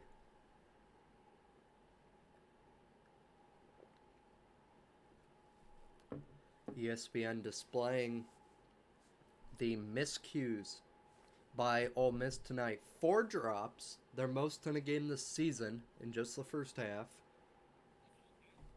Of course, the fumble return for a touchdown. And the missed 2-point conversion as Gunnar Stockton will keep this one for about 4 yards. It's going to be 3rd and 6. And Pretty big if Ole Miss is able to get off the field here. Just like that, yeah. Just like that. Ole Miss has an opportunity to get the ball right back to their offense to start the second half. Would be huge for the Rebels. Not even a minute in to this third frame. Stockton under center, and he'll move Catch Jones from his left to his right side. And now it's going to be a keeper for Stockton, and he'll be bottled up immediately. Just like that, Ole Miss does exactly what they have to do out of the locker room. They'll get the ball back.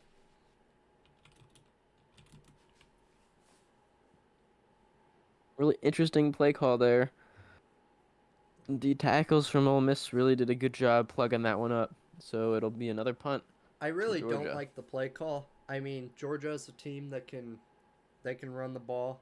Obviously, we've seen it over the years. And I feel like everybody is watching. You know, Georgia playing a little more conservative with the 2-score lead. I think we kind of figured they'd run the ball, or at least I did.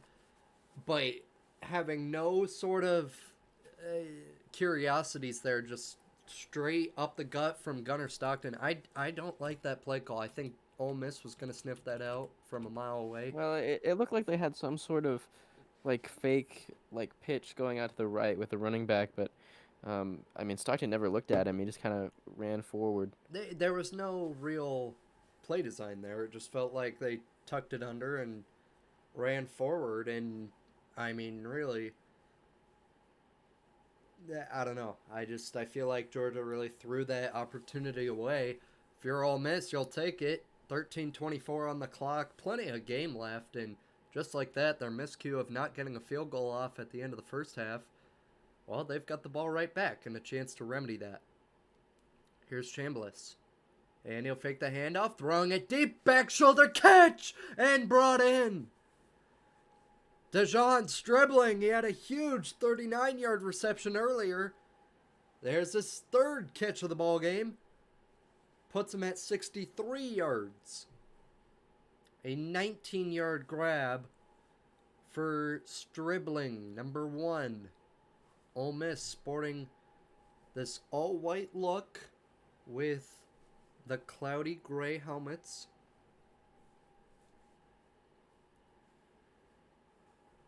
Looking to get past downfield, get past midfield. That's where the first down line is. A helmet pops off. I thought it was the ball for a Georgia D lineman. And then that same player pounces on Keewan Lacey to track him down. Big number 52 is going to have to pop out of the game now. That's Christian Miller, who assisted on the tackle. He had already had one previously in this game, and now he retreats to the sideline. Lacey on his right, Chambliss will take the snap as Christian Miller is adjusting a screw on his helmet, or so it seemed. There's a bullet over the middle and caught near midfield. Again, that first down line right at midfield. It's going to be 3rd and short. If you're Ole Miss, you're loving what you're seeing coming out of break, especially if they can pick up 3 yards on this play. There's an out route, or excuse me, a bit of a screen. I threw it out toward Caden Lee. A little bit of a screen play. And they're going to mark him just shy of a first down here. 4th and 1. And Looks like they're going to keep the offense on here. Why not? If I'm Ole Miss, I'd feel confident. They are 20 for 29 on 4th down this season. I don't believe they've pushed the envelope like this yet this game.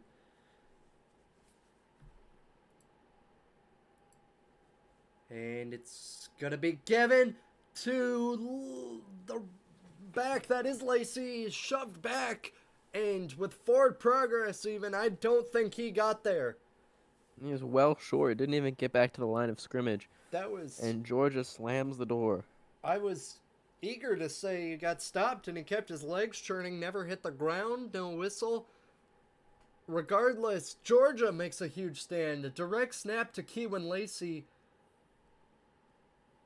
And boy, a missed opportunity. Georgia going to be in plus territory. Just like that. With 11:10 to go in this 3rd quarter.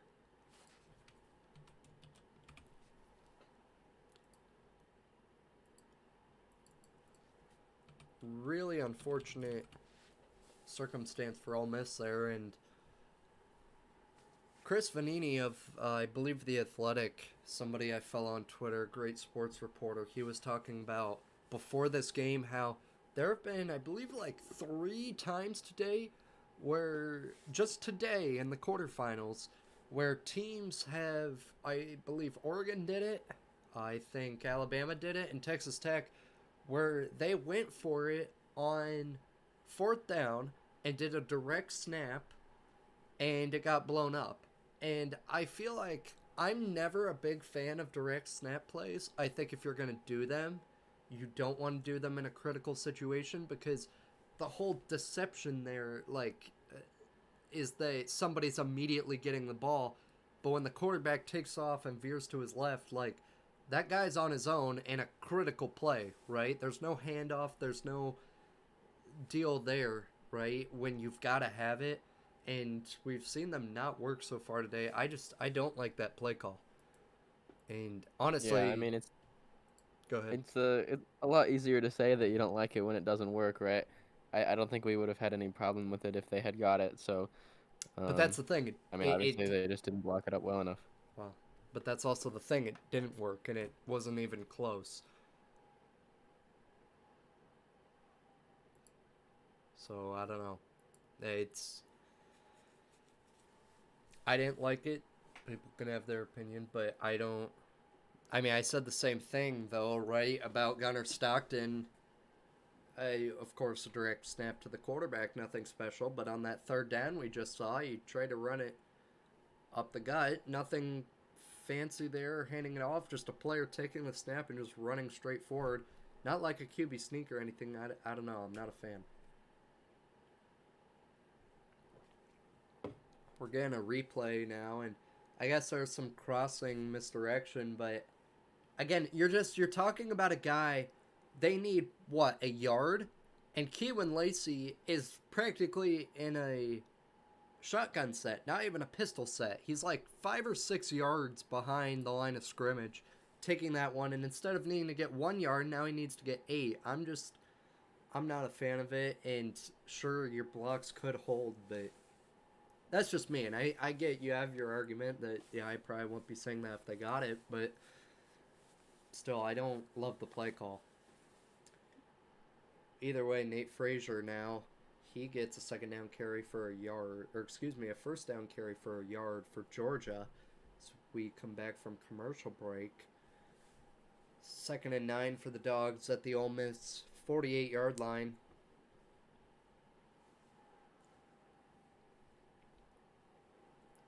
And now a little bit of stumbling for Stockton. And Frazier won't even get to the line of scrimmage. Trouble with the handoff, and now Ole Miss says they have the ball. Could this be the Seemed like break the they whistles were need? blowing before the ball came out, but we'll see. See, I don't have that audio on, and so I just saw the ball in the Ole Miss player's hands. Got tripped Really up by good job by his. Stockton to still get the ball to Frazier there. He got tripped up by his own lineman. And then, of course, that lineman fell down, which meant there was no blocking for Frazier. Multiple Rebels were able to come through the crease. And now, while Georgia does get the ball, it's going to be 3rd and 9. Stockton looking and throwing. That one is caught near the line to gain, and he'll be a yard short with a penalty marker There's a down. flag down. Ole Miss sideline seemed to be signaling face mask. But it's I defensive pass interference. think you're a few seconds ahead of me. Face mask like an offensive face mask, you're saying. Yeah. See, that I just saw that Ole Miss player. Now he's signaling at his face that he was grabbed. Let's see. They're going to show us a little bit of a replay here. I don't see it. I think that is offensive pass interference, though. He shoved off. I don't think it was a face mask, but Well, they called it defensive pass interference. that I am very confused there. I am. That is weird. Frazier's gonna get the handoff. That could change the game right there. I mean, they held him even with the catch short, and I even think that should have been called back and made it a 3rd and longer. Alas, though, how about this opportunity for Georgia? Another 1st down. 2nd and 8 now after a 2-yard carry up the gut. Still beside myself about that call. Now here's a jet sweep to the right side, and it's a trick play and a throw downfield. And that one's going to not only go out of bounds, but it was well covered by Ole Miss. They did their homework there. Seemed 3rd to and just 8. smartly throw the ball away there. You know, you're a position player. You're not gonna throw a dot downfield there in tight single coverage there. So smartly just gets rid of that one. 8:42 to go in this 3rd quarter, and yet again, Ole Miss has Georgia on a 3rd and long. Phantom PI call. The difference early in this drive. We'll see what happens here. Stockton looking to throw again, and will bullet one in the sideline, and it's out of bounds. Now Georgia wants a PI flag, and I don't see anything out there. Don't believe they'll get it. That one actually looked like more defensive pass interference than what we saw before. So either way, Georgia, 4th and 8. Ole Miss gets their 2nd stop of the half.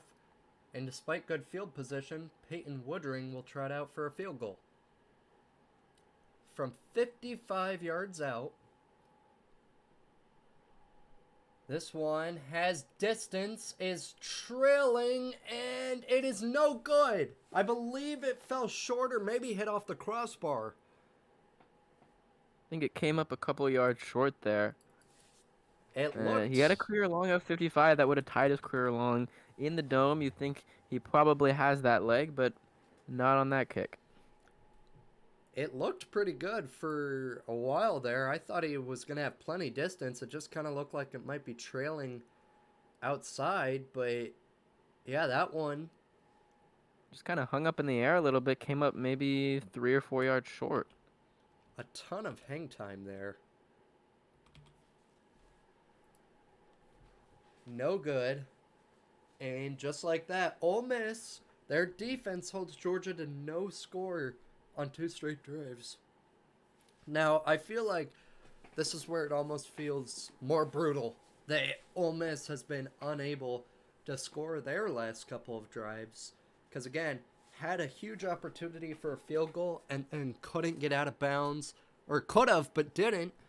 And let the clock keep running. And then the half expires when they had an opportunity to make it a 1-score game. And then they biffed that 4th and 1 at midfield. luckily did not come back to bite them, but it really feels like Ole Miss is more in this game than they are. Only down 9, but that's still 2 scores. They can't tie the game on this possession or anything, so does make you really go back to that 2-point conversion above all. Really the difference here. If they would have just taken the extra point or had gotten it, this would be a 1-score game.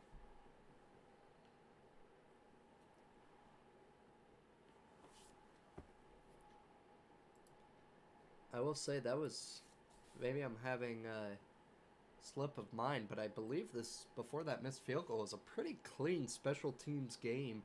We've seen some great punts. Ole Miss had hit 2 long field goals. Yeah. Really felt like, especially again playing in the Caesars Superdome in New Orleans, Louisiana. Things were going well, no wind to factor in.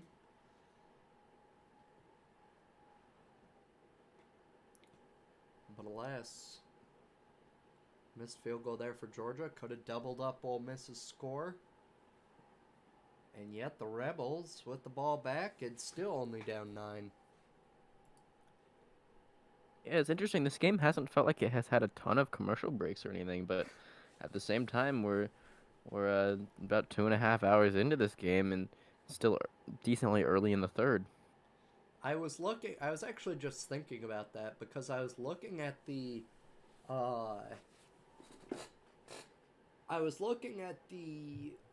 scrub line, whatever you want to call it, because I'm watching on the ESPN app, and we went 18 straight minutes in the second quarter with no commercial breaks. And I think that's where it felt like this game didn't have a whole lot. We got to see a lot of football all at once. And then now the game's really chugging because we're getting all these breaks constantly. But again, something people are definitely measuring with how commercials have really taken over college football specifically in recent years. With the rules adapting to what the networks want, there's a good first play of the drive. Dejon Stribling, he's not worried about commercials. I think the hurry-up nature of this Ole Miss offense, I think, is contributing to this game feeling pretty, or like taking a long time. We're on pace for maybe over a 4-hour game here. Here's a handoff to Keewan Lacey. Finds himself a hole and barrels for about 8.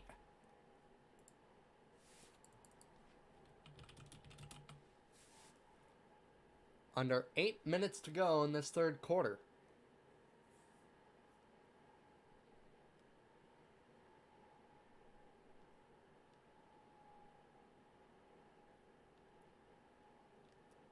And another handoff to Lacey. Gets thrown a block, but is ultimately tossed down at the line of scrimmage. ESPN, maybe, I know that field goal kicker has hit 2 really long kicks today, but according to ESPN, Ole Miss is at the field goal target line right now, and I believe it'd be like a 60-yarder from here. If he hit it like the last 2, from 55, he hit the back net, like with probably about 5 yards to spare. So I do think he has the leg if he's able to hit it like he was the last 2. I just wouldn't call that the target line. So I guess that's where I disagree. But whoa, kind of a flicked it forward play, a weird jet touch pass, I guess you want to call it. That was just weird. Because it was almost as if Dejon Stribling came across the field and took the snap. Trinidad Chambliss literally batted it forward. He hardly even corralled it. And now, instead of kicking a field goal, on 4th and 3, supposedly within that field goal target line. Seems like they agree with you here, keeping the offense on. They're going to go, I guess. I mean, I'll say something here in a minute. Here is Chambliss throwing down the field. No drop this time. It's caught by Harrison Wallace. Breaking free. It's 1st and goal, Ole Miss. Huge That is a play. humongous play. 36-yard gain on 4th and 3. Keeps the drive alive all the way down to goal to go. Huge momentum shift. If Ole Miss is able to get in the end zone here, it's almost like a new game. You're only down by a couple points. Ref allowing Georgia to substitute. And now, man, things just changed in a big way.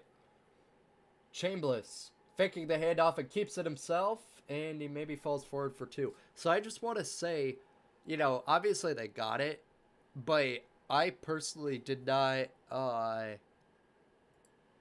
was not huge there about that. About going for that, because here's the thing.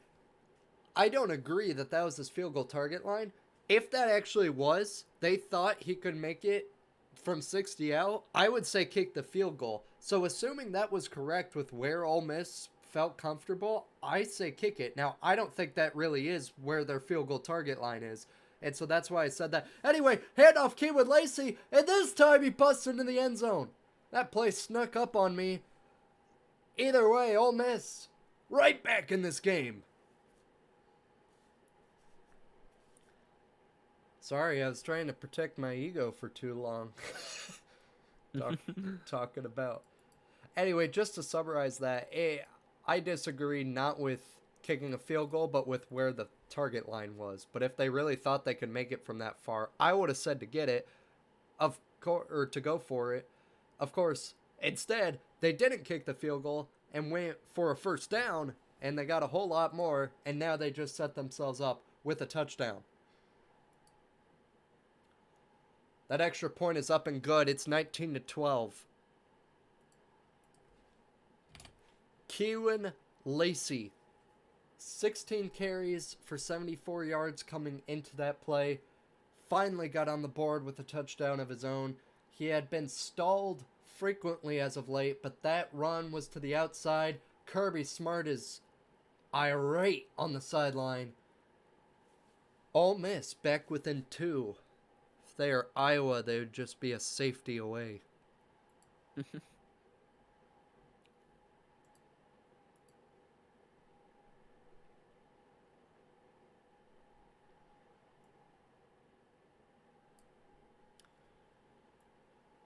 Woo! So, quite a lot going on there.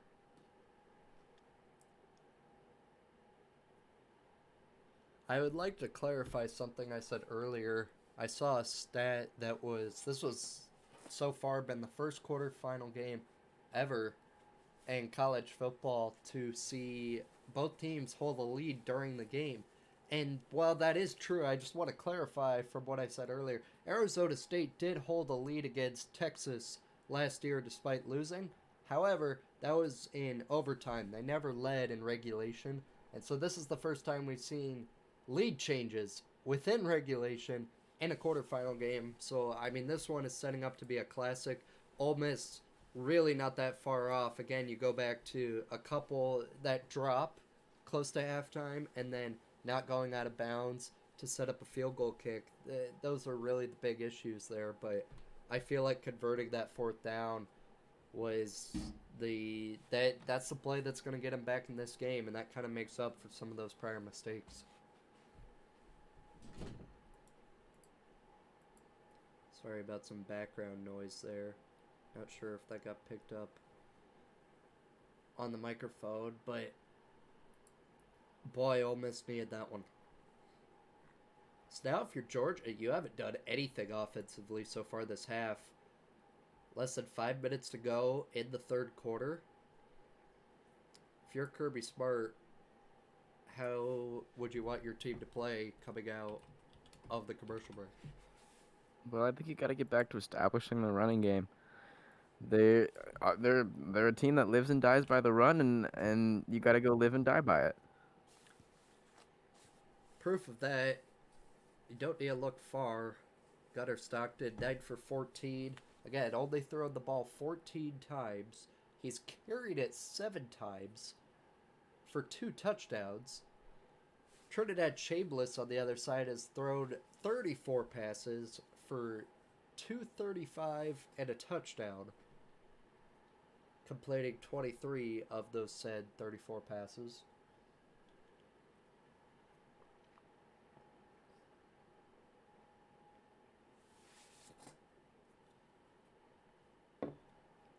Seems like Kirby Smart was hoping for a holding call on what looks like the fourth down play. I could see it a little bit. There was definitely I some think he wanted it on the touchdown. on the touchdown. See, I saw potential holding on that replay there of the fourth down play, but we're got a little chippy. But regardless, they did not get it. If you're Georgia, you still got the ball. You're up by 2. Not time to panic, but Gunnar Stockton will roll to his right and throw out of bounds. They still, I feel like they haven't done anything of note this half. I mean, other than get a phantom PI call for a first down once. I mean, this has just not been it for the Bulldogs. Trying to do some math in my head, and I'd say they're under 20 yards this half, despite having the ball twice. This is their third Yeah, I time think having it. they're at 16 total yards on the half. Yeah. And that'll increase their total, though, a little bit, as they'll run forward for about 4. So now they're at 20. But huge third down here for Ole Miss. And man, they're showing those fans. This is a packed to the rafters crowd here at the All-State Sugar Bowl in New Orleans. And it's a pretty even split between fans of the Rebels and fans of the Bulldogs. It is third and manageable, but Hottie Toddy is letting their voices be heard. Gunnar Stockton will take this snap. He'll look to his right. It's batted down and nearly picked off by the lineman. He was juggling it, and he knows it. That's Eccles. We called his name earlier. And another 3-and-out pitched by the Ole Miss defense. Looks like it hit him right in the face, and it almost came back into his hands. Couldn't quite corral it, but still a great play to force fourth down. If you want to talk about a potential game-changing play, Eccles had it in his paws. Brutal. But still, they get the stop. And now it's a fake! Whoa! Reversing! Looking downfield, and it's caught! First down, Georgia! Whoa! They direct snapped it to one of the blockers, who reversed it back the other way to one of the gunners on the left side, and he threw it downfield for a first down. I didn't even know how to call that play. That was about as chaotic as you'll ever see. The up man took the snap and then flipped it to one of the guys on the outside. This is a 4th and 5 at their own 30. The balls. Well, you needed a momentum play, and that might be it.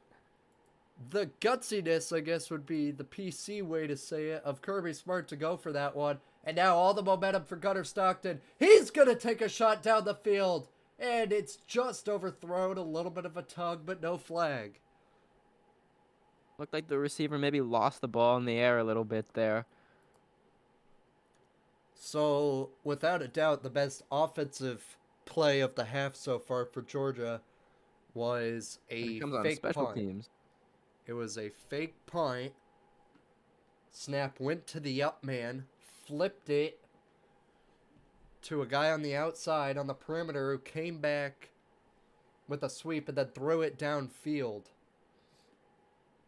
It was like across his body, too. He was on the right hash and threw it to midfield. Stockton now will roll to his left, to the left hash, and he throws a pump pass to a wide open receiver. Georgia has offense. This time to Colby Young.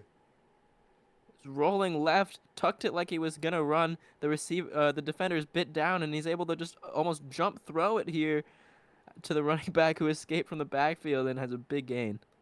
The defender, who was on a bit thinking he was going to run, and he was still behind the line of scrimmage. Now Stockton fakes a pass to the outside, and now he'll be bottled up. And I thought the ball came loose. No, that was somebody's shoe. And now Stockton appears to be hurt.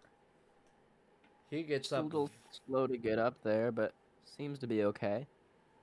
He was clutching his shoulder and was getting up gingerly, and now seems fine. But for a brief moment of time, it looked a little scary. Oh, wow, he took a shot as he launched that pop pass. That might be what's bugging him. But really, is there anybody tougher in college football than Gunnar Stockton? This guy, I was watching some highlights at halftime. He takes shots. And now he's going to throw a check down and maybe a couple yards, a modest gain for Zachariah Branch. We haven't called his name a ton this game. A guy that can be very successful. He's got 5 catches, but only 21 yards. Colby Young, off of that big play just 2 snaps ago, has their longest reception of the game of 31 yards. Again, that just happened to set them up with this 3rd and 6 in Ole Miss territory. It's actually the red zone now after that last play at the Rebel 19. Stockton, and he fakes the short throw. Now under duress, scrambling in the pocket and brought down. Almost escaped there. I thought he might somehow weasel his way out of that, but the last defender gets him, and he gets back up near the line of scrimmage. And it looks like Georgia will take their 3. I think you already got lucky. You got one on Ole Miss with the fake punt. I think that now that really is 3 points that they just snatched. They very easily could not have had. I think you got to take the field goal and extend the lead. Up Unless you fake the kick. I feel like that would be absurd. Peyton Woodring did miss his first one. This one from 37, though, and it is right down Main Street. Dogs back on the board here in the second half.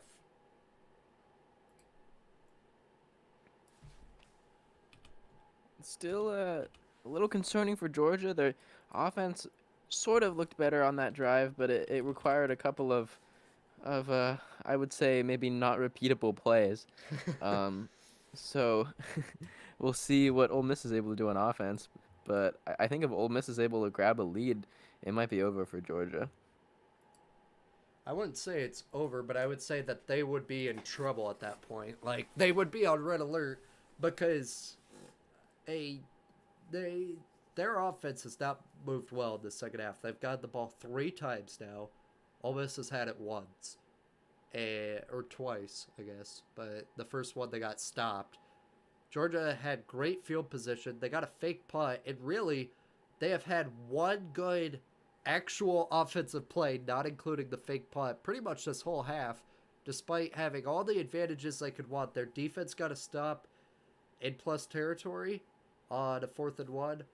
And they got a fake punt, and yet they have 3 points. And Colby Young, a 31-yard catch, is really all they've done offensively. So it is scary. I feel like their defense is going to have to step up. Now we know Ole Miss can also struggle at defense at times. I wouldn't count out Gunnar Stockton and company. But I also definitely wouldn't say they're in a good spot if Ole Miss could retake the lead on this next drive. If you want to talk about something that bugs me, though, 30 seconds left in the half. You know they're going to want to go to a commercial break at the break between the 3rd and the 4th quarter. And instead of waiting, no, we're getting a commercial break right now after the field goal. And then Ole Miss will play for 30 seconds with the ball. And then we'll go straight back to commercial. I don't know. I just feel like 3 years ago, before the 2-minute warning and all this stuff, we didn't get stuff like this. It's a lot of ads if you want to watch college football these days.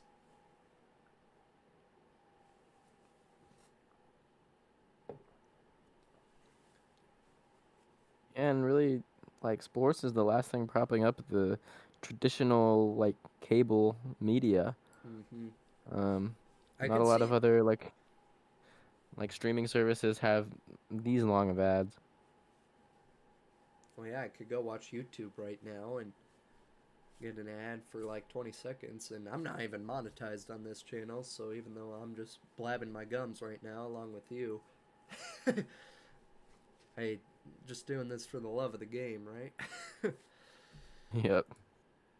But Gotta love the game right now, though. The actual play on the field, maybe not the ads, but it is what it is. I'd rather have ads. You're always gonna have ads. I just feel like it's become a little egregious, but maybe I'm overplaying it a little bit. It's just kind of a struggle because we don't have commercials, so I gotta find a way to fill that time. But that's the main reason why it's been bugging me. But regardless, Ole Miss with a huge opportunity now. However you want to put it. 30 seconds left in this third quarter. They've got the ball 75 yards out from the end zone, but only down 5. And that is not how you want to start the drive. Deuce Alexander gets the call to the outside off a sweep. It will lose 2 yards. I feel like we've seen a lot of these sweep plays from Ole Miss, and they just have not worked. Yeah, that's really true. Ole Miss looked like they were going to hurry up to get one more play off, decided against it, and we saw one play for about a -1 yard, and we're going back to commercial. It is what it is. Still love this sport. It's 24-19 Georgia, and we might have a classic finish upcoming. Keelan Lacey pulls the Rebels within a score in that third quarter, but Georgia still holding on to a slim 5-point lead, Ole Miss driving.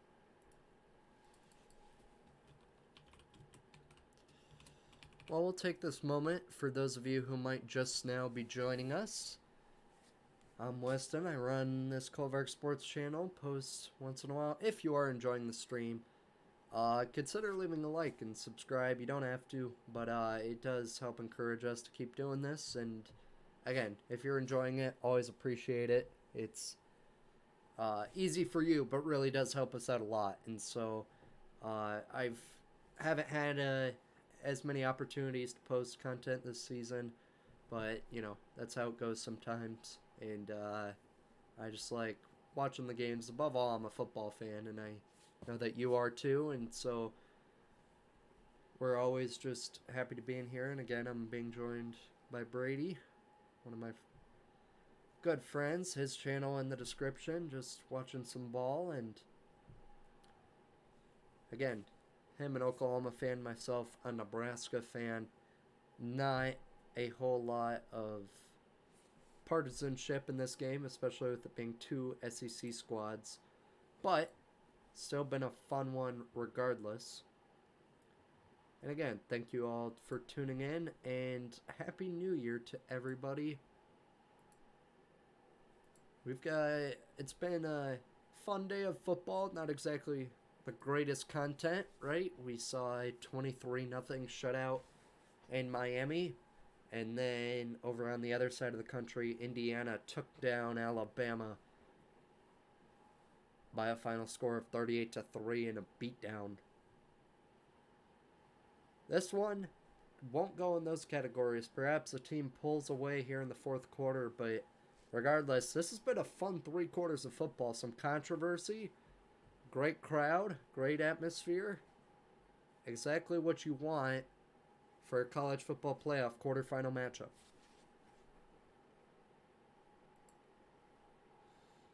Just giving you a stat recap. Keelan Lacey is actually the leading rusher of all teams for 17 carries and 81 yards, a touchdown. Problem is that does not put Ole Miss in front in the rushing game. Georgia has spread the ball out among the backfield. Nate Frazier is leading the charge now with 11 carries for 59 yards. Stockton himself has 2 rushing touchdowns. Their other touchdown came off of course, a scoop and score. So if you're just tuning into the game, that is the difference right now for Georgia, as well as a failed 2-point conversion for Ole Miss. Miscues have been the issue for Ole Miss, and yet they're still in this game. Rebels, 2nd and 11, now back from the break. Trinidad Chambliss, the transfer out of the D2 ranks, scrambling in the pocket, flicks it forward to Keelan Lacey. what looked like it might have been a 10 to 15 yard sack. He just sidearms it to his back, who eked out of the pocket, and he It was more of a rumbles shovel. free. He just looks dead to rights and just the little shovel pass above a Georgia defender's head. But he stepped out pretty short of the line to gain here. So it'll be 3rd and 7. Oh, I thought they were going to call that a first down.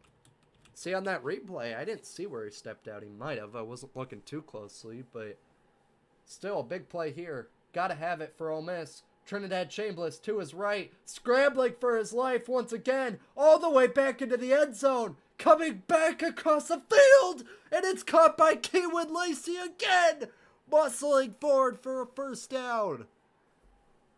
Oh my goodness, it's magic from Trinidad Chambliss. He goes right through that Georgia DB who looks to be injured on the play. And without that, despite all the heroics from Chambliss, without that broken tackle, it still wouldn't have been a first down. So a really good job there to break that tackle and get the first down. Keywin Lacey, one of the plays of the game for Ole Miss, fighting past two would-be tacklers. Brutal for Georgia. Can't catch a break, and now again, as you said, KJ Bolden is down. He's got 9 tackles on the day, one of their leading tacklers, tied with Dalen Everett, who again has posted a day that will surely mark him as defensive player of the game. Shall the Bulldogs win? He had that scoop and score touchdown and 9 tackles of himself, the most solo tackles on the whole team with 6. Can't stress enough how big of a play that was for Trinidad Chambliss and company. 2 straight plays, scrambling for his life, and finds Keywin Lacey to get a first down. It's plays like that that make you wonder how this guy was ever the backup. This was a guy that a lot of people in sports media weren't even talking about at the start of the year. Nobody thought he would be the starting quarterback, and here he is, making some of the best plays of his life in the college football playoff quarterfinal. Play action here. And he's running for his life again. To the right-hand side, he throws downfield, and it's caught. Ole Miss storybook plays. It's Chambliss show. Harrison 3 Wallace. plays in a row, he's just running around in the pocket. This time he gets outside of it, and 3 plays he's made outstanding throws. And now they're all the way down to the Georgia 20. Again, Harrison Wallace with that catch, now at 99 yards on 7 receptions. Chambliss faking the handoff, and now throwing it. Dump off, leaping! Out of bounds goes Dejon Stribling, his 6th catch of the day, and Ole Miss can do no wrong. All the way into the red zone.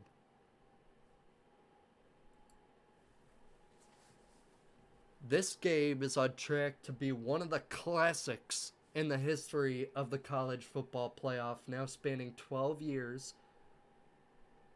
For those that don't know, the actual first contract for the CFP to be a thing expires this year, or would have expired. They just extended it for another 5 years, but its original test contract was 12 years. This is the last year of that original contract with ESPN, as there's a handoff to Keywin Lacey up the middle for a first down.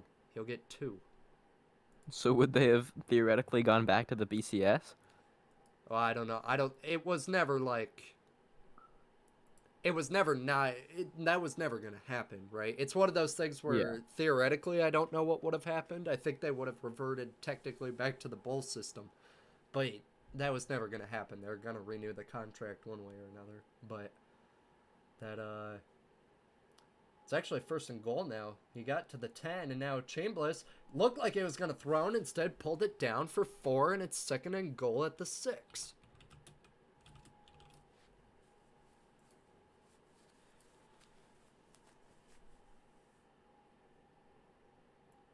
What a ball game we've got going on in New Orleans.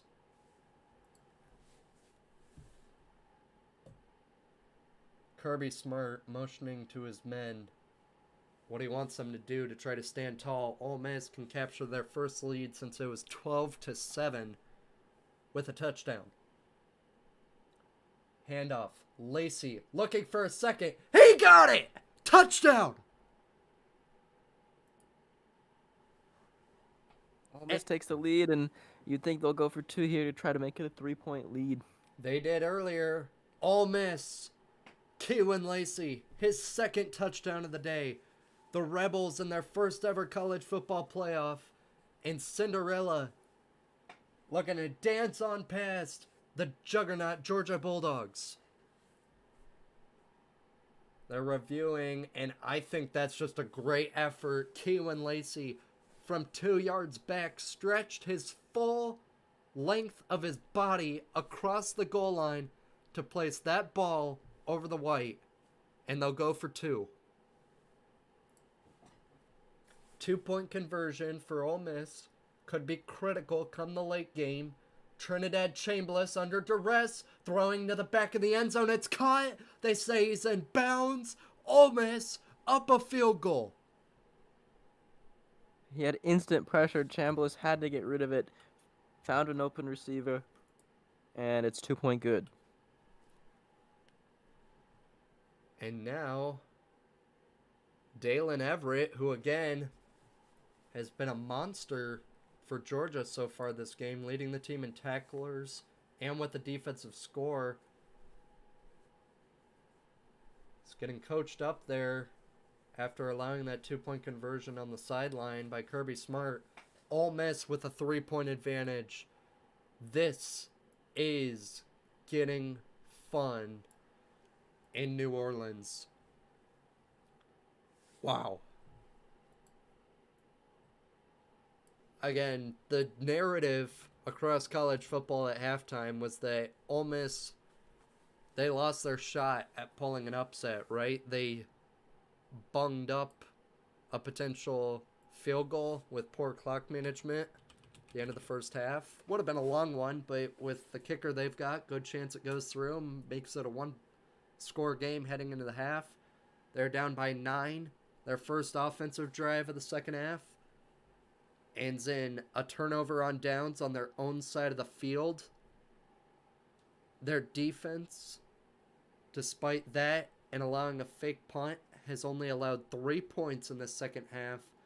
Ole Miss offensively has figured it out, and the Rebels lead 27-24. They've scored 15 of the game's last 18.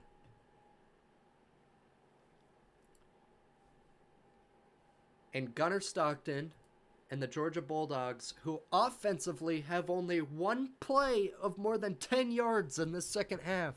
That was a 31-yard reception by Colby Young. They did have a fake punt go for about 15-20, but again, that was one of the special teams players making that throw. So really, their actual offense on the field has had one notable play this entire half. And now they find themselves down 3. And as you said, if Ole Miss scored that touchdown, Georgia's going to find themselves in a chance where they're in trouble, right? Like, they got to find something on offense against this Ole Miss defense that has really been flexing their muscles. And I do want to say real quick that small oversight by me. The reason why I haven't noticed it is because there's been no timeouts called. But Ole Miss, yes, they have all 3 timeouts. The little indicators there. Forgot to refresh those after the break at half. So apologies there. But again, both teams with all 3 timeouts.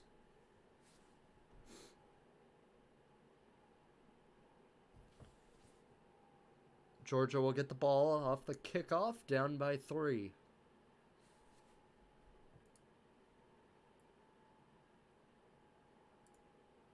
Thanks to everybody for stopping by. Again, truly appreciate it.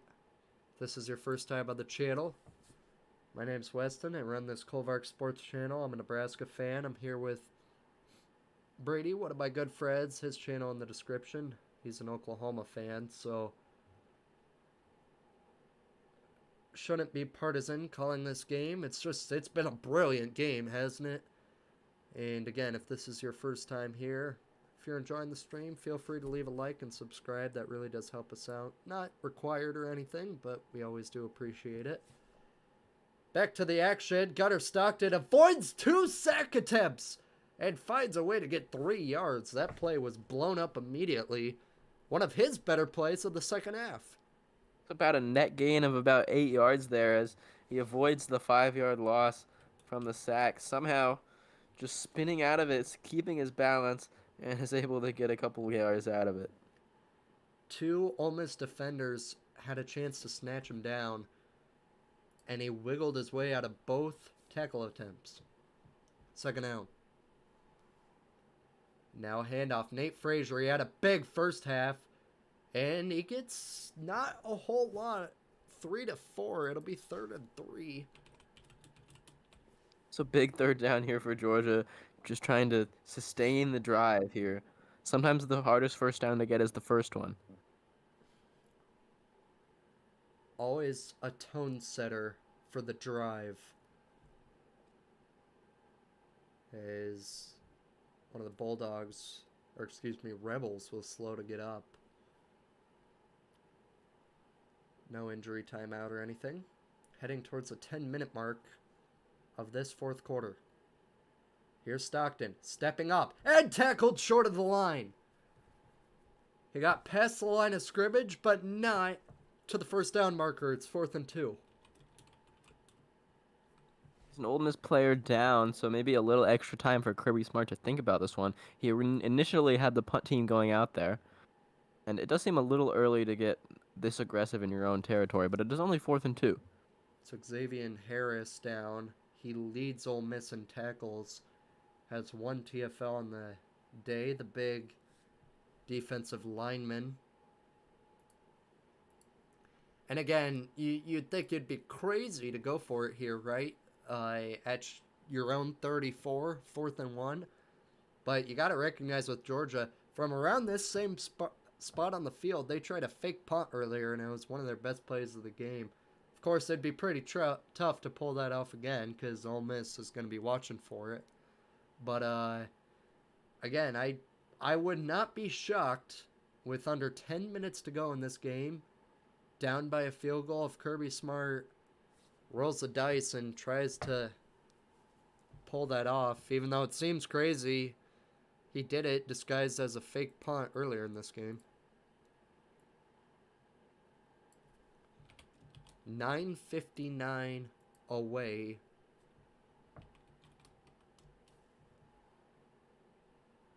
From the end of this All-State Sugar Bowl. Unless it goes to overtime, which, boy, for this game, free football, that would be a treat. I will say this. If Ole Miss wins, we're going to have somebody new win this national title. Oregon and Indiana have never won a championship. One of them will be in the CFP, given that they play each other in Atlanta in the Peach Bowl next week. If Ole Miss wins, they have 3 claimed national titles, but none since 1962. Miami hasn't won a title since 2001, when they won the BCS championship against my Nebraska Cornhuskers. And so we would be guaranteed to have a national champion that has either never won it or hasn't won it in at least 2 decades if Ole Miss pulls off this game. Of course, Georgia has been on an incredible run in the past few years.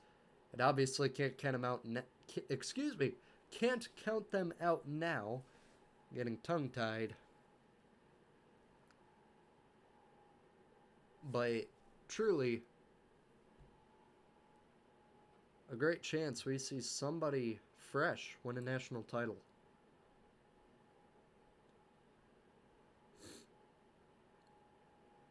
As ESPN displays the bracket, again, a recap for you.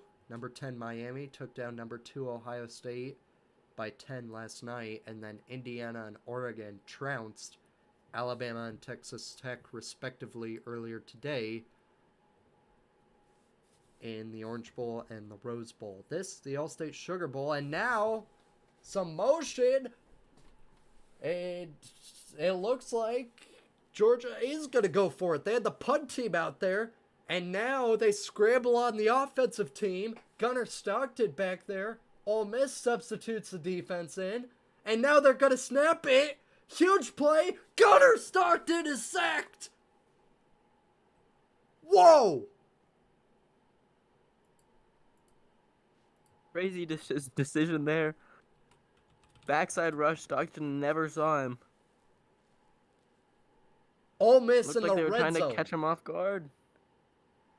Ole Miss in the red zone. Georgia fans distraught.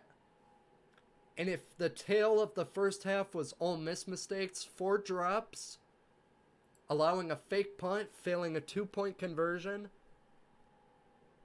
I guess the fake punt was early in the second half. But they gave up a scoop and score. It's been Georgia with the mistakes here in the second half. Gunnar Stockton ripped down. The ball came out too. No immediate recovery, and I think he was down, so... I think they did rule it a fumble actually recovered by Perkins, but he was down, so it didn't really make a difference. Oh, okay. I see. And now a gut check down there ends up going for a first down, and Ole Miss all the way to the 11.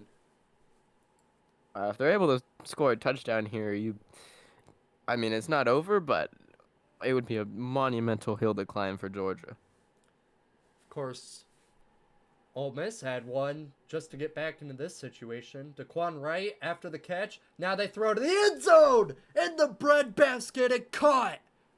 Harrison Wallace having himself It's just a little back shoulder fade. Impossible to guard as a cornerback. One of the hardest routes and throws to guard, and just lays it exactly where it needs to be. Harrison Wallace playing one of the games of his life. Almost 160 receiving yards now on 9 catches, plus a touchdown.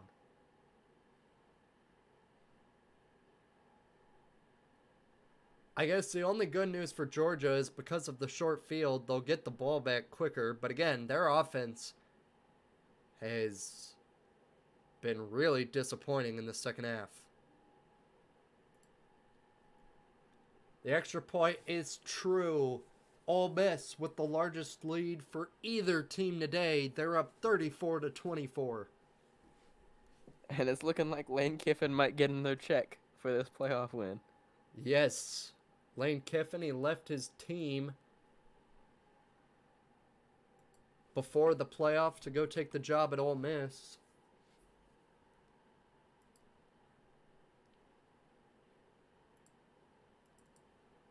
And despite that, part of his Ole Miss contract is that all the bonuses he would have got at Ole Miss for leading them to each individual playoff victory, for every victory they do end up getting, he gets a bonus for it. So these Ole Miss players are playing for a check for their old coach. Obviously a lot more, but that is part of the storylines.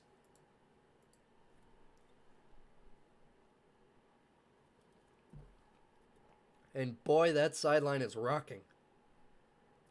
Pete Golding on the verge of pulling off a monster coaching emergence. He's here, and these Rebels are playing. That kick with no wind in this stadium is going to go right down the back of the end zone. It'll be 1st and 10 for Georgia at their own 25. And about half the stadium is in Ole Miss blue, the powder blue. About half the stadium in that deep Georgia red. And the side in blue is up on their feet, waving the pom-poms and screaming hotty toddy. They're 9 minutes away from a college football playoff semifinal appearance. Here's Stockton trying to save the season for the Dogs.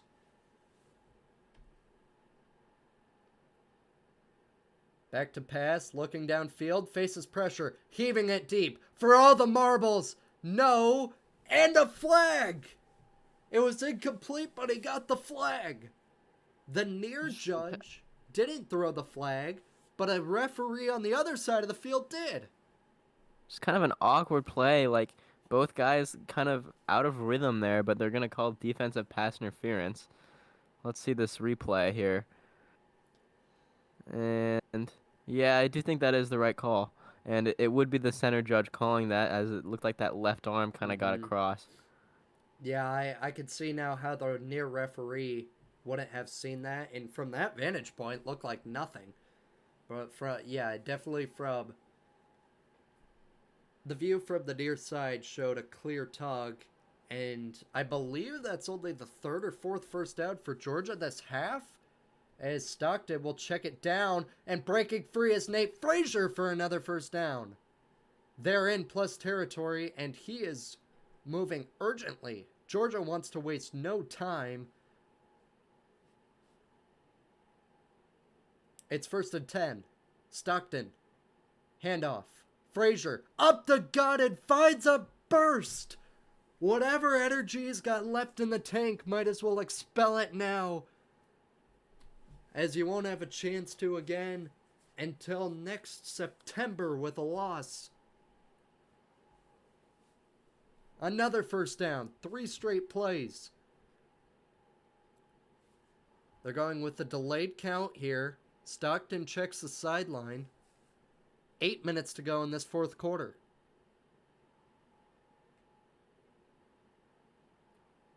Gunner Stockton. Fake pumps to his left. Now looking deep. Throwing a strike, and it's just over the head of the would-be wide receiver. He had a chance there. Yeah, he definitely had a window, just put a little too much air under it. Just missed him. He's lucky there wasn't a safety on the backside. A lot of the time, those overthrows turn into easy interceptions. Safety was out of the spot. He was actually moving in a position to make a tackle. If he hadn't moved, it looked like he would have had a shot at an interception. Regardless, 2nd and 10.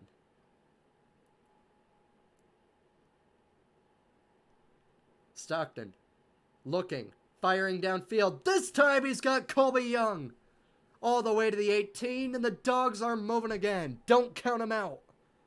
He just sat down in the seam there, looked like a weak spot in the zone, and Stockton found him. And so much for Georgia's offense being slow this half. They've moved quickly here, all the way down into the red zone. They have clearly found another gear.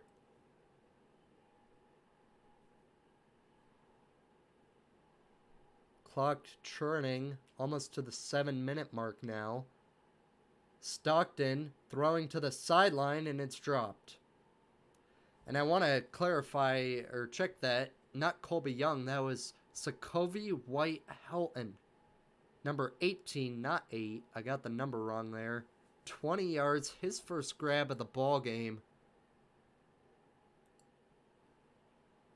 And again, Georgia finding a new gear here. Clock stopped at 7:08.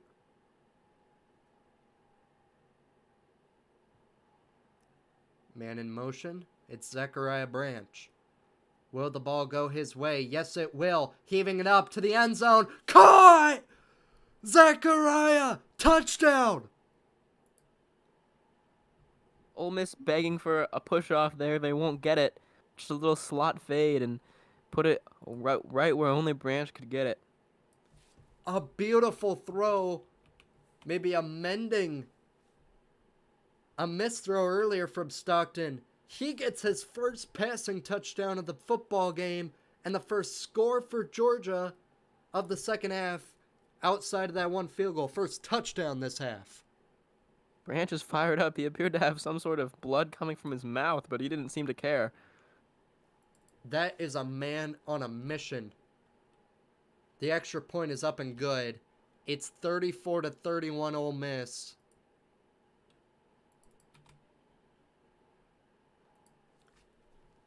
Let's see the replay here.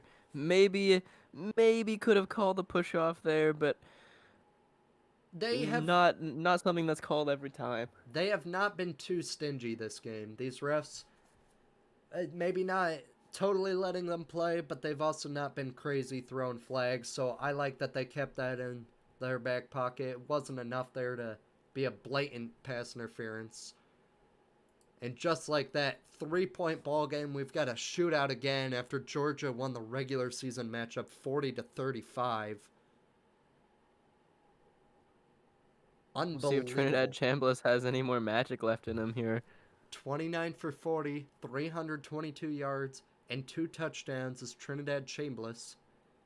Harrison Wallace playing out of his mind as a receiver for Ole Miss. 9 catches, buck 56, and a touchdown. Zachariah Branch is actually not the leading yard getter out of the wide receiver core for Georgia, but he does have the most catches at 60 and the only receiving touchdown. Gunnar Stockton has 3 touchdowns, but 2 of them were using his legs. He's 14 for 25, 188 yards. Nate Frazier leads their rush attack with 13 carries for 73 yards. On the other side, Keewan Lacey, 19 carries, 89 yards, and 2 scores.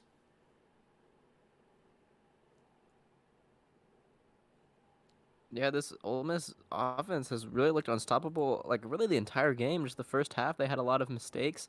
Was held to 3 points quite a few times in that first half. So I mean, there hasn't really been a drive where they have looked like that they've really like gone three and out. They might have had three and out, but it really has felt like their offense has been moving all day. They've just been able to get some more touchdowns here in the second half. I don't believe they've had a 3 and out, but I could be wrong about that. But yeah, they really the opposite of the tail of the game in the first matchup. I mean, that one was all about how Georgia was trailing the whole game and then figured things out late and found a way to get a 5-point victory. This game, Georgia had the lead because Ole Miss just couldn't quite get things going. They were having good drives but couldn't finish them because of mistakes. And, of course, the scoop and score for UGA. It's kind of the script's been flipped, right? Ole Miss figured it out in the second half. And then when everything's on the line, Gunnar Stockton finds some magic and hits up Zachariah Branch for his biggest play of the ball game. And all of that has come together for Ole Miss to get the ball here with 7:03 to go, up by a trio of points. And now we are talking about how the fans in powder blue were screaming at the top of their lungs. It's now the dogs on the other side of the stadium roaring for the Ole Miss possession. Here's Keewan Lacey. He's had a good game. He will make it better with 7 yards right there. A physical run lowering the shoulder. Feels like Ole Miss has had a lot of success running to the outside. Maybe not on those jet passes or anything, but just on those straight runs that end up being bounced outside. They've had a lot of success. I 100% agree with you there. Outside handoffs have been their bread and butter in the rushing attack. The sweeps haven't worked, but those outside handoffs have.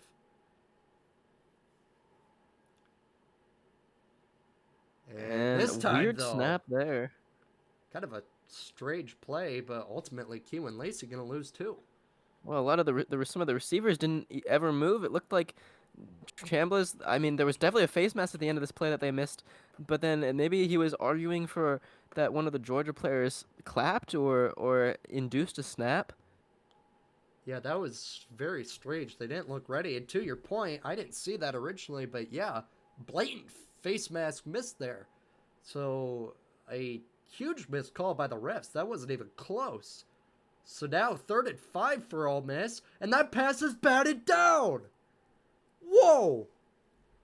And just when you thought Georgia was out of it, they force a 3 and out. Wow, and that is a big missed call there on the face mask. That's just an awkward play along with the face mask. I'm not really sure like what the play was, and then they definitely missed the face mask. So just a really awkward play there that might come to change a lot of things in this game. Got a Ole Miss fan in the chat. Guarantee you he's not happy, or she is not happy with that one. As no fair catch here on the punt. One of the few special teams opportunities we've seen today. And a pretty good run there from Georgia. Setting themselves up is Zachariah Branch with 5:33 to go. Ole Miss could not put the dogs away, and for that, they might regret it. Georgia has made second half comebacks all year. They trailed Florida, Auburn, Tennessee, and this very Ole Miss team by 2 scores and ended up winning 43 to 35. I guess I got the score wrong this whole time. It was 43 to 35, not 40 to 35.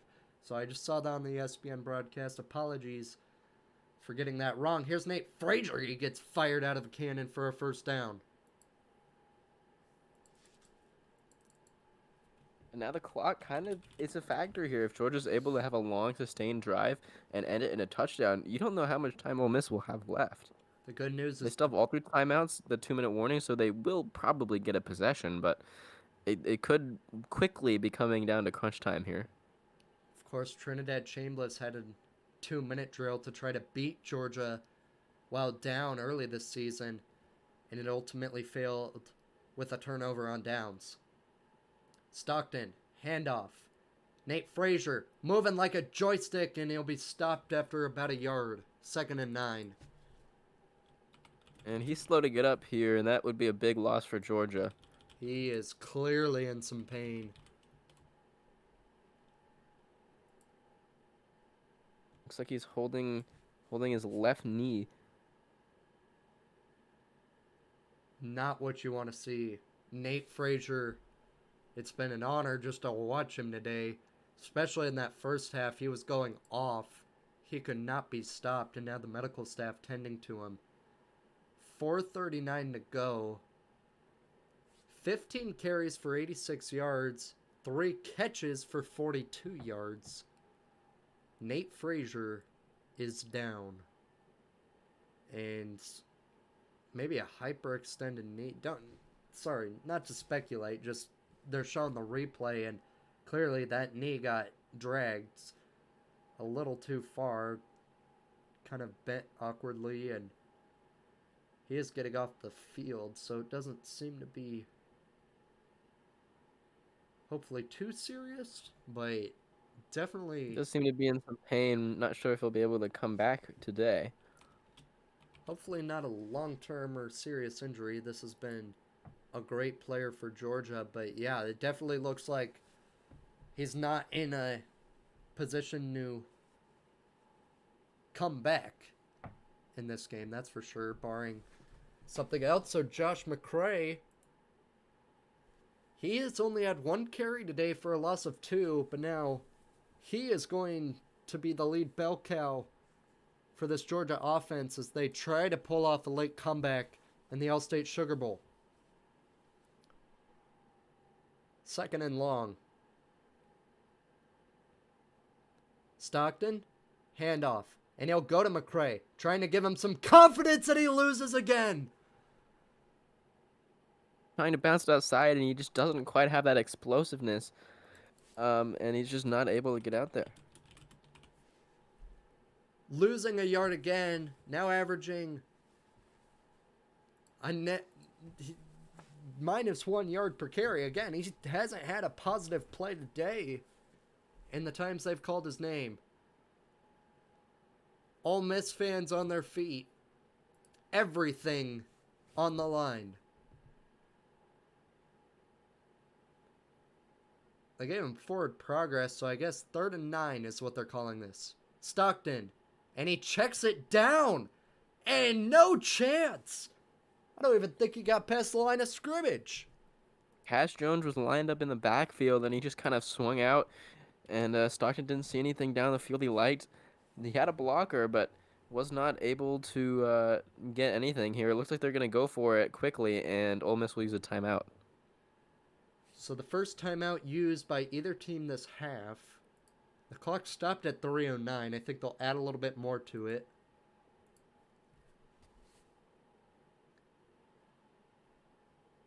Fourth and 9 coming up for Georgia. 4th and 10. It's right around there.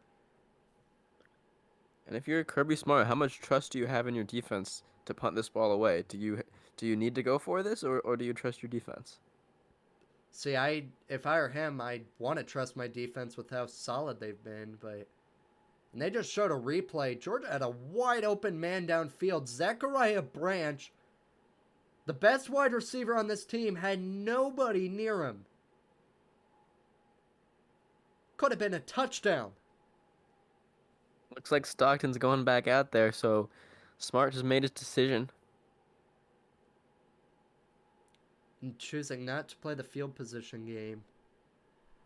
Perhaps they look at it as, well, Ole Miss, their offense, I mean, if we give them a shorter field, that means we'll likely get the ball back quicker, regardless of whether they score. They're 1 for 2 on 4th today. Their conversion was off a fake punt. 4th and 9 for Stockton. Back to pass, looking downfield, winding up, and caught! Halted! Zachariah Branch was left uncovered on the last play. Angry he didn't get the ball. He gets it this time for his 7th catch today. Ole Miss only brings 2 with a spy, and they're obviously in zone coverage, and Branch is able to find a weak spot in that zone. Unbelievable. 3:25 to go. Stockton, rolling, flags fly incomplete. And it looks like that's going to be a holding, probably going to move him back. And it will be.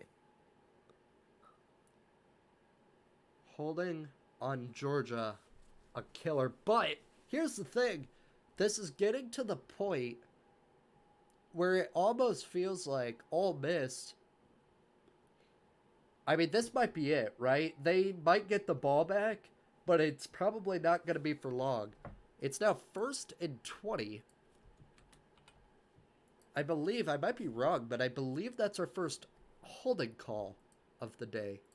At least on Certainly feels on like my it. end. Woodring waiting patiently is 1 for 2 today for Georgia. The field goal kicker, Stockton, throwing and it's deflected. 2nd and 20 upcoming. And that holding call is big. It pushes them out of field goal range. So they're going to need to at least do something here on offense to stay in it.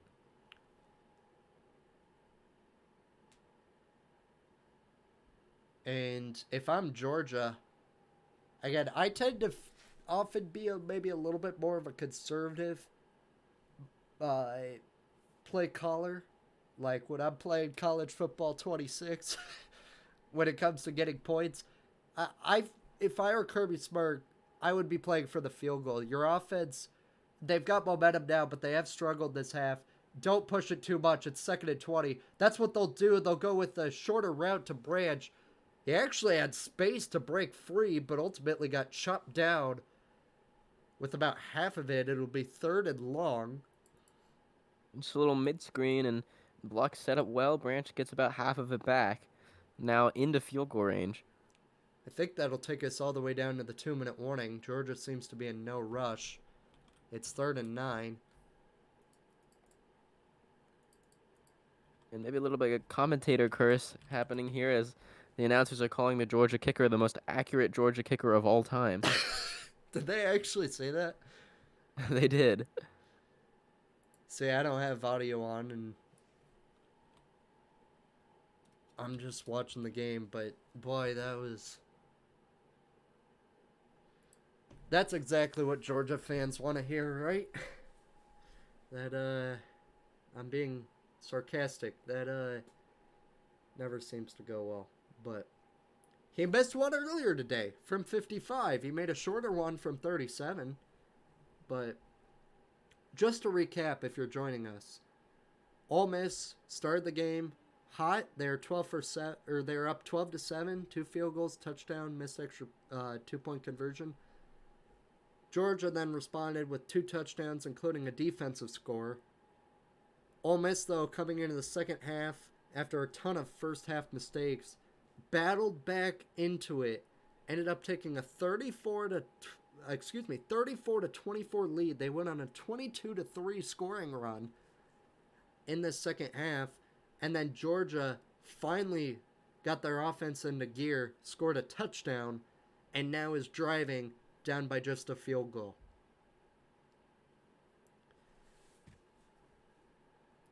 If this is your first time on the channel, welcome. My name's Weston. I run this channel. Nebraska fan, so no dog in this fight. Same with my partner here, Brady, Oklahoma fan. His channel in the description. Not partisan, just enjoying some good football here on New Year's Day. Clock here on the East Coast about to roll over to midnight. Happy New Year to everybody. And if you are enjoying the stream, always feel free to leave a like and subscribe. It really does we really do appreciate it. Don't have to, but again, always much appreciated if you are enjoying the stream. Always like getting that feedback, and helps encourage us to do more of these. Always fun, and I make sports content, try to all year. This year it's been tougher for me. Last year I was a lot more on it. We'll see what next year brings, but above all, we're focused on this ending. 2 minutes to go. It'll be 3rd and 9 for Georgia in plus territory around where they want, or around where they'd feel comfortable with Woodring taking a shot at it with a field goal. An instant classic in the All-State Sugar Bowl. The best game of this quarterfinal round. Stockton on 3rd and 9. Looking under duress. Throwing it deep in, incomplete. There's the flag. Not even sure that was on the intended receiver. It seemed another Georgia receiver was on the ground before that ball even was near the receiver. Ole Miss fans can't believe it. Gushikin, number 14, is going to get charged with a pass interference after the incompletion. Automatic first down. Let's take a look. And it was on the intended receiver. It seemed like another DB and the receiver both fell down from the slot, but the penalty was on the outside. And where the ball I'm went. not so sure about that. If I'm an Ole Miss fan, I am not happy. By the time the ball arrived, there was no contact on behalf of the defender. It was actually the defender making most of the contact. The offender, I'm getting my words mixed up. That really didn't look like pass interference to me. Most of the contact was being initiated by the Georgia player, the wide receiver. I'm not so sure personally. That's just me. But what do you think about that? Georgia gets a... I don't know. I think I agree with the call. He kind of walled him off, like, he's trying to work back to the football, But and then he kind of got in the way with his body. He was looking for it. He did, but I think that it doesn't matter. You already did the pass interference. I guess. Regardless, 3-yard pickup on first down. Stockton looking for the end zone, looking for it all. Flags fly. It's incomplete again. And oh boy, this might get interesting. 1:13 on the clock. Gonna try to start updating that a little bit more. Holding on the defense. Same corner called for PI on the last play is now called for holding. And yeah, that's holding. See, I didn't see. It's Gushikin again. And yep, there was a tug. I think I like that call. But if he doesn't hold, it's probably a touchdown. So maybe not the worst play from the corner there. Kapina Gushikin, number 14, 2 straight flags on him. It's 1st and goal Georgia at the 9. 1:13 to go. Stockton with the keeper. This time he runs it himself. And again, we talked about it earlier. Our opinions on Direct snap, keeper up the gut. I like the call a lot more on first down. Ole Miss is going to use a timeout with 1:08 to go. Pete Golding is upset. Georgia at the 3. It would seem that Georgia at least has locked up overtime here. Is if they aren't able to get in, there would only be about 20 seconds left for a chip shot field goal. In the yardage game, 428 to 358 advantage Rebels.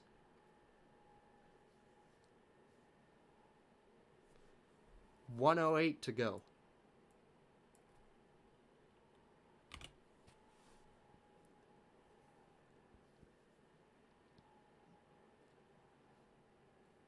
Thanks to everybody for tuning in. Boy, has this been a ball game. Ole Miss fans nervous. Georgia's fans also nervous, but hopeful. I'd say probably a lot more optimism for the Bulldogs right now than the Rebels. 1:08 to play. Stockton, handoff. Nowhere to go! Again, Nate Frazier is out, and I believe that's Josh McCray again. His third carry today, and he's lost yardage on all attempts. And they were just lucky to get that exchange off. The exchange looked maybe a little bit rushed. It looks like Stockton maybe wanted to keep that ball, but they hold on to the ball. They avoid disaster, and they force Ole Miss to use that last time out. And how about this? I'm going to say this right now. This has been one of the better games I can remember in the college football playoff. As a fan with no preference, I am very much rooting for overtime right now. And I think, boy, that would be a treat to get to see these teams play some extra frames. How aggressive do you get here if you're Georgia? Do you run? If you run, you guarantee Ole Miss is not going to have more than about 20 seconds to respond, but I think you have a less of a chance of scoring. I'd put it on the ground. I know I'd maybe not give it to McCray. He's been bad juju so far this game, but It doesn't look like he's in there. it's 6 yards out. Man in motion. Let's see what they do. They're going to throw. Stockton looking end zone. It's incomplete. No Nearly flags. intercepted. That's exactly Off the hands of Williams. That's exactly why I wouldn't have dialed that up. Georgia, you're playing with fire.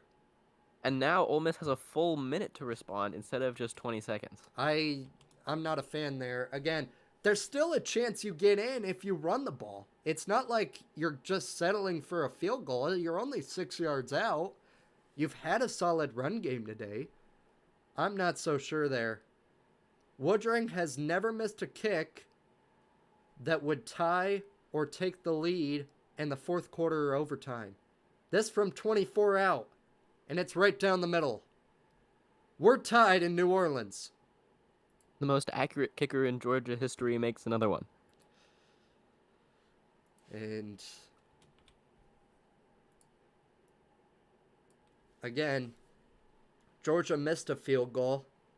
Ole Miss, they didn't get one off at the end of the first half because of poor clock management.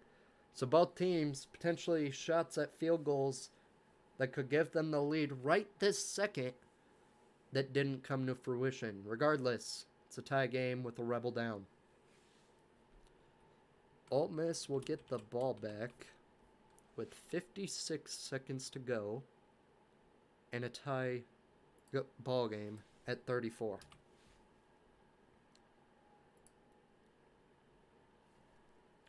Thank you to everybody for tuning in. This has been a treat to watch. And boy, am I looking forward to this ending. Kirby Smart talking to Glenn Schumann, his defensive coordinator. trying to establish a plan for these next 56 seconds. And check that. Ole Miss, I guess I missed it. They are out of timeouts. Yeah, they had to use that last one there, on second down negative run there. So no timeouts, 56 seconds. How aggressive do you get? I think it really depends on your first couple plays. I think if you get into a second and long, you get into a third and long, you definitely try to just take this one to overtime. But if you can get a couple positive plays to start the drive, I think you go for it. Well, we'll have to wait and see. Again, over 100 people in the chat right now, so thanks to everybody for tuning in. It's been a fun one. If you're appreciating the stream, feel free to leave a like and subscribe. Don't have to. But again, always helps us out. Helps us do this more often. And I always try to make videos whenever I can. And that always helps turn them out faster. Speaking of speed, if Ole Miss wants it, they're going to need to go fast. No timeouts. Tie game. 56 seconds to go. And what has been a classic. Chambliss, and they'll play it safe and hand it off. Keelan Lacey. A good run for 5 yards, but that clock is ticking. They don't seem to be in a huge hurry, but now they'll go a little faster here. So they're hurrying it up, but aren't urgent. Chambliss, rolling to his right, looking downfield, it's caught and dropped. Whoa. He was absolutely rocked in the back there. He had it in his hands, but a huge hit, and that would have been near field goal range. Caden Lee had 4 catches for 19 yards so far today. Had his mitts on that one for 20 yards. And then one of Georgia's guys came up and popped him. Zion Branch laid the boom to jar that thing loose. Caden Lee is still down. I am not surprised. That was a vicious, violent hit. We hope he's okay. His helmet has been taken off. Now, a little bit of a strange pause with 32 seconds to go. Ole Miss was that close to being on the cusp of one of their bigger wins in program history. This is a team that has faced plenty of adversity to get here. Of course, they had to play a first-round game against Tulane. Beat a pretty good Green Wave team by a lot for the second time this season at Vaught Hemingway. Of course, lost Lane Kiffin to LSU. Not trying to dampen the moment for Ole Miss fans, but I really think that has changed this team's mindset for the better. I mean, they did not come out flat against Tulane. They did not come out flat today. They've had mistakes. There have been miscues, sure, but I think in terms of their mindset, this team might be better than ever. And Kiffin, off at LSU, of course, we talked about it earlier, still getting a paycheck for every win the Rebels gather in the playoff. 3rd and 5. Chambliss launching downfield. It's open down the field to the 30. Whoa! 50 or more yards.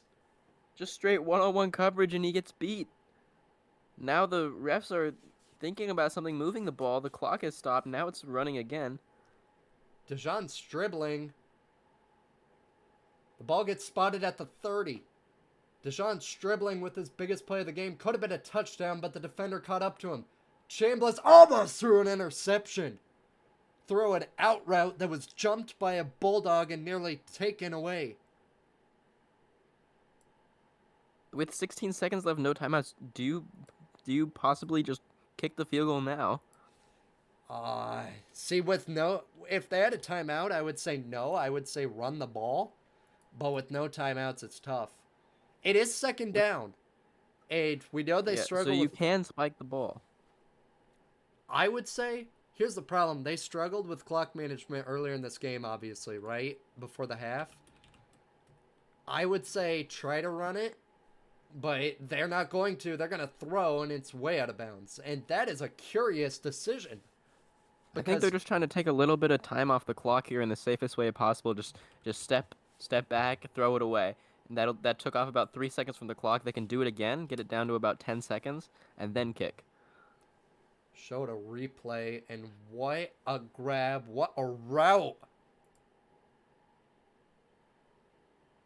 by Dejon Stribling. His 7th catch of the day and his biggest by far. Almost doubled his yardage on the evening. 3rd and 10. And they're going to throw another high pass, and again, takes about 4 seconds off the clock. It's 4th and 10 with 9 seconds to go, and the biggest kick in the history, or potentially in the history of Ole Miss football upcoming. Lucas Carnero, 53 for 60 in his career, has his career long tonight from 56 yards out. All on the line, down by 3 in New Orleans. And Kirby Smart going to make him think about it with a timeout. What's your opinion on icing kickers in college and the NFL? See, it's tough. I personally tend to like it. I think when you make it that kicker think about it, especially in college, maybe not so much the NFL, but these guys can get rattled, right? You know, they might be your next accountant down the street, right? So these are big moments for them. They get nervous. The NFL level, I don't know, it's a little more iffy. The only thing is, if the kicker's expecting to be iced, making them not, or have to kick it immediately and not ice them, could have a positive effect for the team that could have iced him because he's not anticipating that initial kick to count. Regardless, Georgia does go for it. And with 9 seconds to go, from 47 out, it's set, it's spot, it's curling, and it's right down the middle. With 6 seconds to go, Ole Miss takes the lead. And don't forget Dejon Stribling's catch of 39 yards to get them in this position. And let's not forget the heroics of Trinidad Trambless, especially in this second half, running around like a madman, making all the throws, keeping Ole Miss in this game. Ole Miss about to kick it off with 6 seconds to go. Georgia has 2 timeouts, but I gotta imagine they're gonna squib this one, right? Make it hit the ground. Well, I don't know. You debate on if the squib or just kicking it out of the back of the end zone is better. Here's the thing. I think if you do kick it out of the back of the end zone, you're probably putting Georgia in a position where they're going to probably have to end up going for a Hail Mary. It's going to be very tough in 6 seconds to get a big enough play that'll get them in field goal range, but not drain all of the clock. So, Yeah, let's see what they do. I think it would more likely be a bit of a hook and ladder play. Yep. Well, that too. That or Hail Mary. They're going to bring it out of the back of the end zone, and now it's thrown across his body, and it's going to go through the end zone. Or did it? It's a safety. It hit the pylon. It's a safety, and the game is over. I think there might have been 1 second left on the clock when that went out. Kirby Smart doesn't seem to think so. He's already shaking hands, so It doesn't hit seem the like there'll be much pylon. argument here. So that was crazy. He returned it 9 yards deep, brought it out to the 2, then threw it across his body, missed the waiting Georgia player. Well, it seemed like the Georgia player got completely blown up. They had some sort of blocks, but he basically just got tackled. And the refs are trying to get people back to the sideline here. They're going to take a look at this, see if there's 1 second left. So just to clarify what happened at the end there, he threw it back. Like you said, they're bringing the trophy onto the field. Like you said, they threw it across. He threw it across his body, but because it was a backwards lateral, that ball's live. And obviously, you can't throw a forward pass off a kickoff. And so the defenders are coming over, and they've got as much right to the ball, so there's a fight for it. Of course, a guy gets knocked down, like you said, blown up, and then that ball ended up hitting the pylon, and I believe, again, it's thrown backwards, that ball's live, it hits the pylon and goes out, and that's called like it would for a touchdown, where if it hits the pylon, it's a score. I think that's what they're reviewing. Not that the game's over, but that it's a safety. Which, again, I believe if it hit the pylon, it would be a safety, which would give Ole Miss 2 more points and the victory. And even if there was 1 second left with that safety, there's not much Georgia can do off of a safety punt. Yeah, because Georgia wouldn't need them to overturn the safety, which was the call on the field, and then have 1 second added back onto the clock. I guess theoretically Ole Miss could muff the safety punt.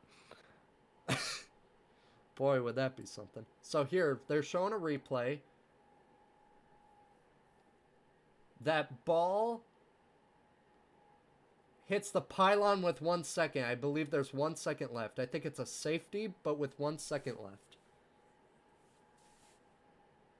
They're going to have to move the stage off the field. Yeah, they've got the stage out, the trophy out, so hang on, everybody.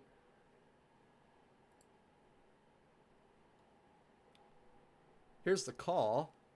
Let me know.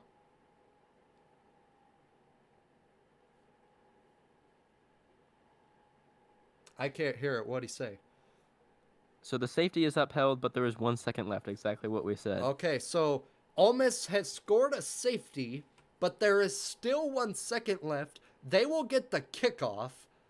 So a wild situation. So if you're Ole Miss, do you feel the punt team?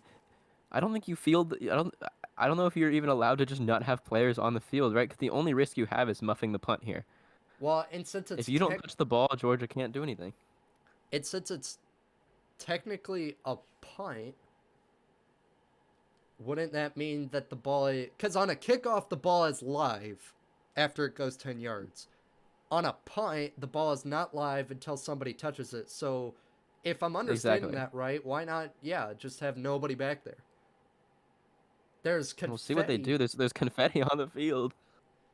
But we've got 1 second on the clock. They had the stage on the field. We had a handshake. All the press was on the field. Coaches coming down from the press box. The party had started in New Orleans for Ole Miss. And now they're going to have to, I guess, take a kickoff up 39-34 after the safety. A weird safety, mind you. It was thrown backward and hit the pylon. I've never seen it before. And it seems that Ole Miss is going to score 5 points in 5 seconds. The other thing is, if something wild happens where Georgia gets the ball and an untimed down or whatever, they can't kick a field goal now because now they're down by 5. But Ole Miss players are posing with props, taking pictures, and there's still a second on the clock. They're clearing the field right now for play.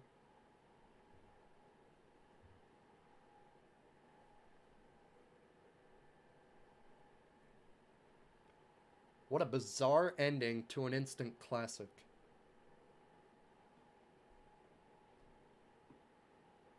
And it doesn't look like Ole Miss is fielding anyone deep, as we said they wouldn't.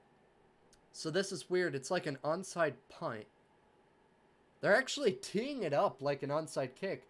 But if you recover an onside kick, you can't advance it, and 1 second has to come off the clock. So I feel like I don't think that they can recover the ball unless Ole Miss touches it here. I don't think 10 yards matters here. There I also might be wrong. there's also a penalty on Georgia that is pushed, or maybe it's because it's technically an onside. I have no idea. They're I kicking think it's it because from it's their a 20. safety. So because of the safety, they're kicking it from their own 20. That ball is not going to go 10 yards, and it'll be recovered by Georgia. But Ole Miss knows the rules. They didn't touch the ball, and it's just a down to punt, So and the game will be over. And well, now the refs are looking at it once again. Ole Miss will have to stop their celebrations, as apparently the refs have something to say. so Georgia has just recovered the onside kick. They have the football. If they add time to this clock, Georgia will get a play. I'm not sure exactly what the safety punt rules are, but I I I think this is still Ole Miss ball. There is still a second on the clock. Whatever the ref just told the Ole Miss coach, Pete Golding, he is furious.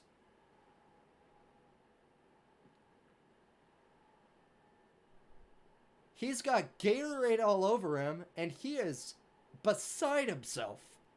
So I think they're debating because the ball was recovered by a player on the ground, no time comes off. So I believe this is still Ole Miss's football, but there is still 1 second left.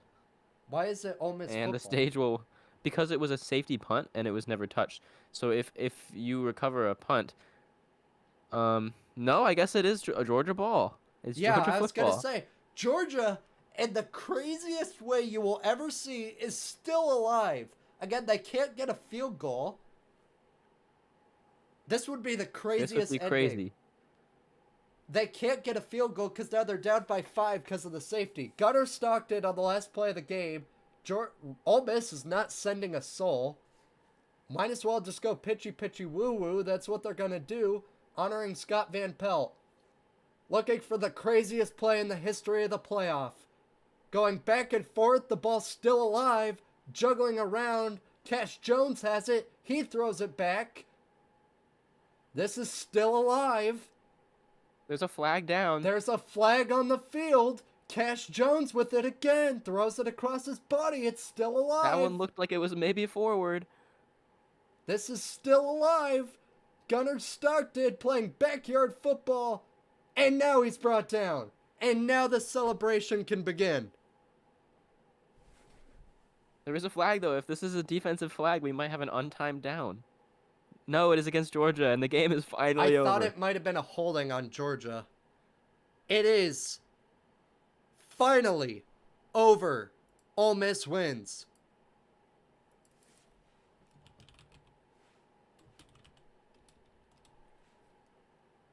Ole Miss is the All-State Sugar Bowl champion and will play Miami in the Verbo Fiesta Bowl 1 week from tonight.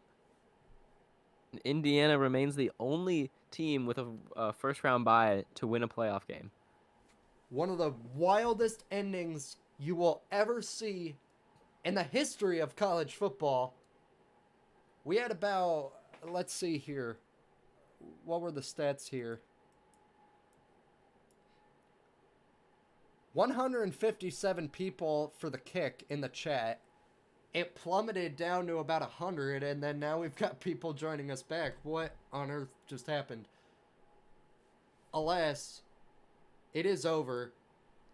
The stage is on the field. Pete Golding is getting interviewed. There is no doubt Ole Miss has won the football game by a score of 39-34. Again, absolutely insane ending. And for the third time, the stage is wheeled onto the field, and it'll finally get to stay there. Yes, there was a flag, but it was on Georgia, so the game is over. Well, I will say this. This was a fun one. Thank you to everybody for tuning in. On your way out the door, if you enjoyed the stream, enjoyed what we did, if you could leave a like or subscribe, don't have to, but we'd appreciate it. It's free, super easy, and truly helps us out. It's been a pleasure. So thanks to everybody for watching.